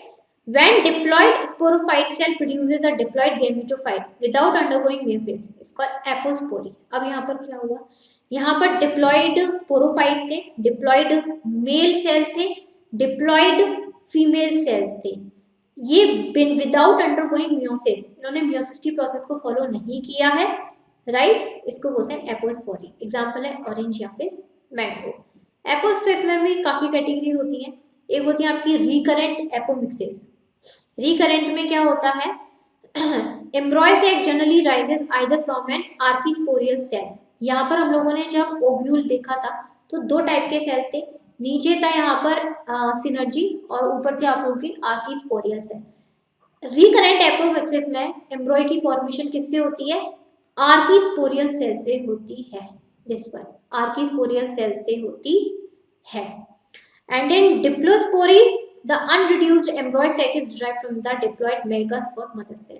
एक होती है डिप्लोस्पोरी। डिप्लोस्पोरी में क्या होता है यहाँ पर कि एम्ब्रॉय की तो फर्स्ट जो एम्ब्रॉय की फॉर्मेशन है वो हो रही है, लेकिन सिर्फ और सिर्फ सिंगल मदर के सेल से, यानी कि सिंगल यहाँ पर सिर्फ और सिर्फ फीमेल सेल की प्रेजेंस होगी, मेल सेल्स की प्रेजेंस नहीं होगी। एक होता है एपोस्पोरी। एपोस्पोरी में क्या होता है, जो न्यूक्लियर सेल्स होते हैं, जो न्यूक्लियर सेल होता है ना ये बीच में, ये एम्ब्रॉय की फॉर्मेशन करता है, उसको बोलते हैं एपोस्पोरी। एक होता है नॉन करेंट एपोमिसिस। नॉन करेंट में क्या है, यहाँ पर जो मदर सेल है, जो फीमेल सेल है, ये मियोटिक डिवीजन को फॉलो करता है और हेप्लॉइड एम्ब्रॉय की फॉर्मेशन करता है। And embryo arise from the egg by parthenogenesis or some other haploid cells of gametophyte through apogamy। और जो एम्ब्रॉय है वो कैसे अराइज होगा, वो पैर्थेनोजेनेसिस प्रोसेस से अराइज होगा, या फिर सिंगल हेप्लॉइड सेल से भी अराइज हो सकता है। ऐसी कंडीशन में जो प्लांट्स होते हैं ये तभी फॉलो होता है जब वो प्लांट क्या है, स्टेराइल है। स्टेराइल मतलब उसमें रिप्रोडक्शन की जो एक अपनी एबिलिटी है वो नहीं होती। एग्जाम्पल में निकोटियाना है, इतना समझ में। नेक है यहाँ पर एडवेंटिव एम्ब्रॉयनी। एडवेंटिव एम्ब्रॉयनी, यहाँ सिर्फ आपको क्या करना है, सिर्फ डेफिनेशन याद करनी है और एग्जाम्पल याद करने हैं, पूरी थ्योरीज में कुछ नहीं आती है। एडवेंटिव एम्ब्रॉयनी समझ लीजिए, यहाँ पर एम्ब्रॉय की जो डेवलपमेंट है वो न्यूक्लियस, जो सोमैटिक न्यूक्लियस होता है ना यहाँ बीच सेंटर में, उससे होता है। बाकी का यहाँ पर जो जायगोट है, एम्ब्रॉय है, वो अपना पूरे अच्छी तरीके से जैसे ग्रो होना चाहिए वैसे ग्रो होता है। इसमें एग्जाम्पल है मैंगो, ऑरेंज और लेमन के। इसको हम लोग पॉली एम्ब्रॉय भी नहीं कहते हैं क्योंकि इसमें एक से ज्यादा एम्ब्रॉय प्रेजेंट होते हैं। यहाँ पर लिखा ना एम्ब्रॉयज, यानी कि न्यूक्लियस तो भाई इन आर्किपोरियल सेल्स में भी होते हैं, इन सिनर्जीड्स में भी होते हैं, तो जरूरी नहीं है कि सिर्फ एक ही उसमें न्यूक्लियस हो, उसमें न्यूक्लियस काफी हो सकते हैं। इसीलिए इसको बोलते हैं पॉली एम्ब्रॉयनी, कि यहाँ पर क्या है, एक से ज्यादा आप लोगों के एम्ब्रॉयज प्रेजेंट हो। नेक्स्ट आता है आप लोगों का पार्थेनोकार्पी। सबसे पहली बात तो ये जो टर्म पॉइंट किया था वो नॉल 1900 में 2 में किया था। इनमें कहा था कि जो फ्रूट का डेवलपमेंट है वो बिना फर्टिलाइजेशन के होता है। What is parthenocarpy? In that condition that fruit is develop without the process of fertilization. यहाँ पे फर्टिलाइजेशन नहीं होगा, बिना फर्टिलाइजेशन हुए जो ओव्यूल है, ओवरी है, वो फ्रूट में डेवलप्ड हो जाती है। एग्जाम्पल पाइनएप्पल हुआ, बनाना हुआ, पपाया हुआ, इसीलिए ये आप लोगों के ज्यादा फ्लैशी भी होते हैं। देखा है ना, ज्यादा फ्लैशी होते हैं क्योंकि इसमें मेल सेल्स की प्रेजेंस होती ही नहीं है। जो ओवरी है वो हमेशा अनफर्टिलाइज्ड होती है। बस यहाँ पर ये जो एम्ब्रॉय फ्रूट की फॉर्मेशन हो रही है ये एक हार्मोन की वजह से होती है जिसका नाम है ऑक्सिन IAA। ये हार्मोन उस प्लांट में प्रोड्यूस्ड होता है और ओवरी को एनलार्ज करता चला जाता है और ओवरी किस में कन्वर्ट हो जाती है, फ्रूट में। यानी कि इसके अंदर कोई भी फर्टिलाइजेशन नहीं हो रहा लेकिन स्टिल यहाँ पर फ्रूट की फॉर्मेशन हो रही है। पॉली एम्ब्रॉयनी मैं बता ही चुकी हूँ, यानी कि एक यहाँ पर कोई भी आपका फ्रूट या फिर कुछ भी जिसके अंदर यानी कि सीड के अंदर एक से ज्यादा एम्ब्रॉय प्रेजेंट हो, 3 हो, 4 हो, 5 हो, 6 हो, उसको हम लोग बोलते हैं पॉली एम्ब्रॉयनी। सबसे पहले ये ल्यूवेनहॉक ने 1790 में सिट्रस सीड्स के अंदर नोटिस किया था, जिसमें एक सीड के अंदर राइट बहुत सारे एम्ब्रॉय की प्रेजेंस होती है। सिर्फ डेफिनेशन आएंगी, सिर्फ और सिर्फ डेफिनेशन, इसके अलावा इसमें कुछ नहीं पढ़ा जाएगा। एक यहाँ पर पार्थोजेनेसिस था। पार्थोजेनेसिस की डेफिनेशन बहुत पूछी जाती है 2 मार्क्स में, तो आप सिंपल लिखिए the development of एम्ब्रॉय directly from the या तो एग सेल या मेल गैमेट से। It is kind of apogamy, एक तरीके से एमोगैमी से है। एगोमोस्पर्मी की बात करें, हियर प्लांट्स प्रोड्यूस सीड्स, यहाँ पर जो प्लांट्स सीड्स प्रोड्यूस करेंगे बट एम्ब्रॉय इनसाइड इट, लेकिन एम्ब्रॉय इनके अंदर रहेगा। वैसे एम्ब्रॉय के अंदर सीड्स होते हैं लेकिन सीड्स के अंदर एम्ब्रॉय होंगे, ये होता है एगोमोस्पर्मी। ठीक, एक होता है पार्थेनोकार्पी, ये तो हम लोगों ने देख लिया, विदाउट पॉलिनेशन। एक है आप लोगों का genetically uniform parental type seedlings are obtained from nuclear embryos, यानी कि आप लोगों के जो पेरेंटल टाइप सीडलिंग्स हैं हमेशा वो न्यूक्लियर जो एम्ब्रॉयज होता है उसके फीचर्स आप लोगों की क्या है, सीड्स में चले जाते हैं। क्लियर हुआ? आप लोगों का यहाँ पर रिवीजन खत्म होता है। आई होप क्लियर होगा। ये आप लोगों का शॉर्ट रिवीजन था। लास्ट में जो मैंने आप लोगों को पढ़ाया है इसमें कभी भी आप लोगों की समरी नहीं आती है, ना पूरा पैराग्राफ लिखने के लिए आएगा। सिंपल 2 मार्क्स की डेफिनेशन या फिर 3 मार्क्स की, ज्यादा से ज्यादा 3 मार्क्स की डेफिनेशन लिखवा लेंगे या फिर आप लोगों का इसमें क्या है, इसके एग्जाम्पल्स पूछ लेंगे जो लास्ट में था। सबसे जो मोस्ट इंपॉर्टेंट था वो स्टार्टिंग का पार्ट था आप लोगों का, तो वो मैंने आप लोगों को काफी अच्छे से कराया है। यहाँ आप लोगों को इतना डीपली जाने की जरूरत नहीं है। इसमें तो आप सिंपल क्या है, एज अ सिर्फ कितना याद करिए, पेपर पैटर्न के बेसिस पर याद करिए। आप अपने सिर्फ और सिर्फ क्या नाम है, बिल्कुल 2 और 3 डेफिनेशन के मार्क्स के हिसाब से। ओके, अब आप लोगों का जो रिवीजन स्टार्ट होगा वो सेकेंड चैप्टर का स्टार्ट होगा। The reproduction of higher and lower and higher animals. ये प्लांट्स का था, नेक्स्ट एनिमल का आएगा। एनिमल को थोड़ा डिफरेंट अच्छा लगेगा आप लोगों को, इजी भी लगेगा, पढ़ा भी आप लोगों ने, क्योंकि उसमें क्या है, एनिमल का जो भी चीज़ है वो हम जानते हैं पहचानते हैं, और जिस चीज़ को जानते पहचानते प्रैक्टिकली होती है उसको हम अच्छे से समझ लेते हैं। चलिए नेक्स्ट जल्दी से आप लोगों का सेकेंड चैप्टर का रिवीजन स्टार्ट करेंगे, उसको भी जल्दी से फिनिश करेंगे। कंटिन्यू में सारे रिकॉर्डेड लेक्चर्स को आप लोग कंटिन्यूस लेते रहिए, ताकि आप लोगों को कोई भी परेशानी at a moment at a time board exam ना हो, और हम चाहते भी नहीं है ऐसा। ओके, चलिए थैंक यू स्टूडेंट, मिलेंगे आप लोगों को नेक्स्ट रिवीजन लेक्चर्स के साथ। जल्दी से इसको भी आप लोग अपना कर लीजिएगा। इसके साथ साथ आप लोग के इसमें जितने भी मिड सेक्शन में क्वेश्चंस थे उसको अटेंड करिए, एक्सरसाइज में जो क्वेश्चंस हैं उनको अटेंड करिए। Okay, thank you, bye bye, take care all of you.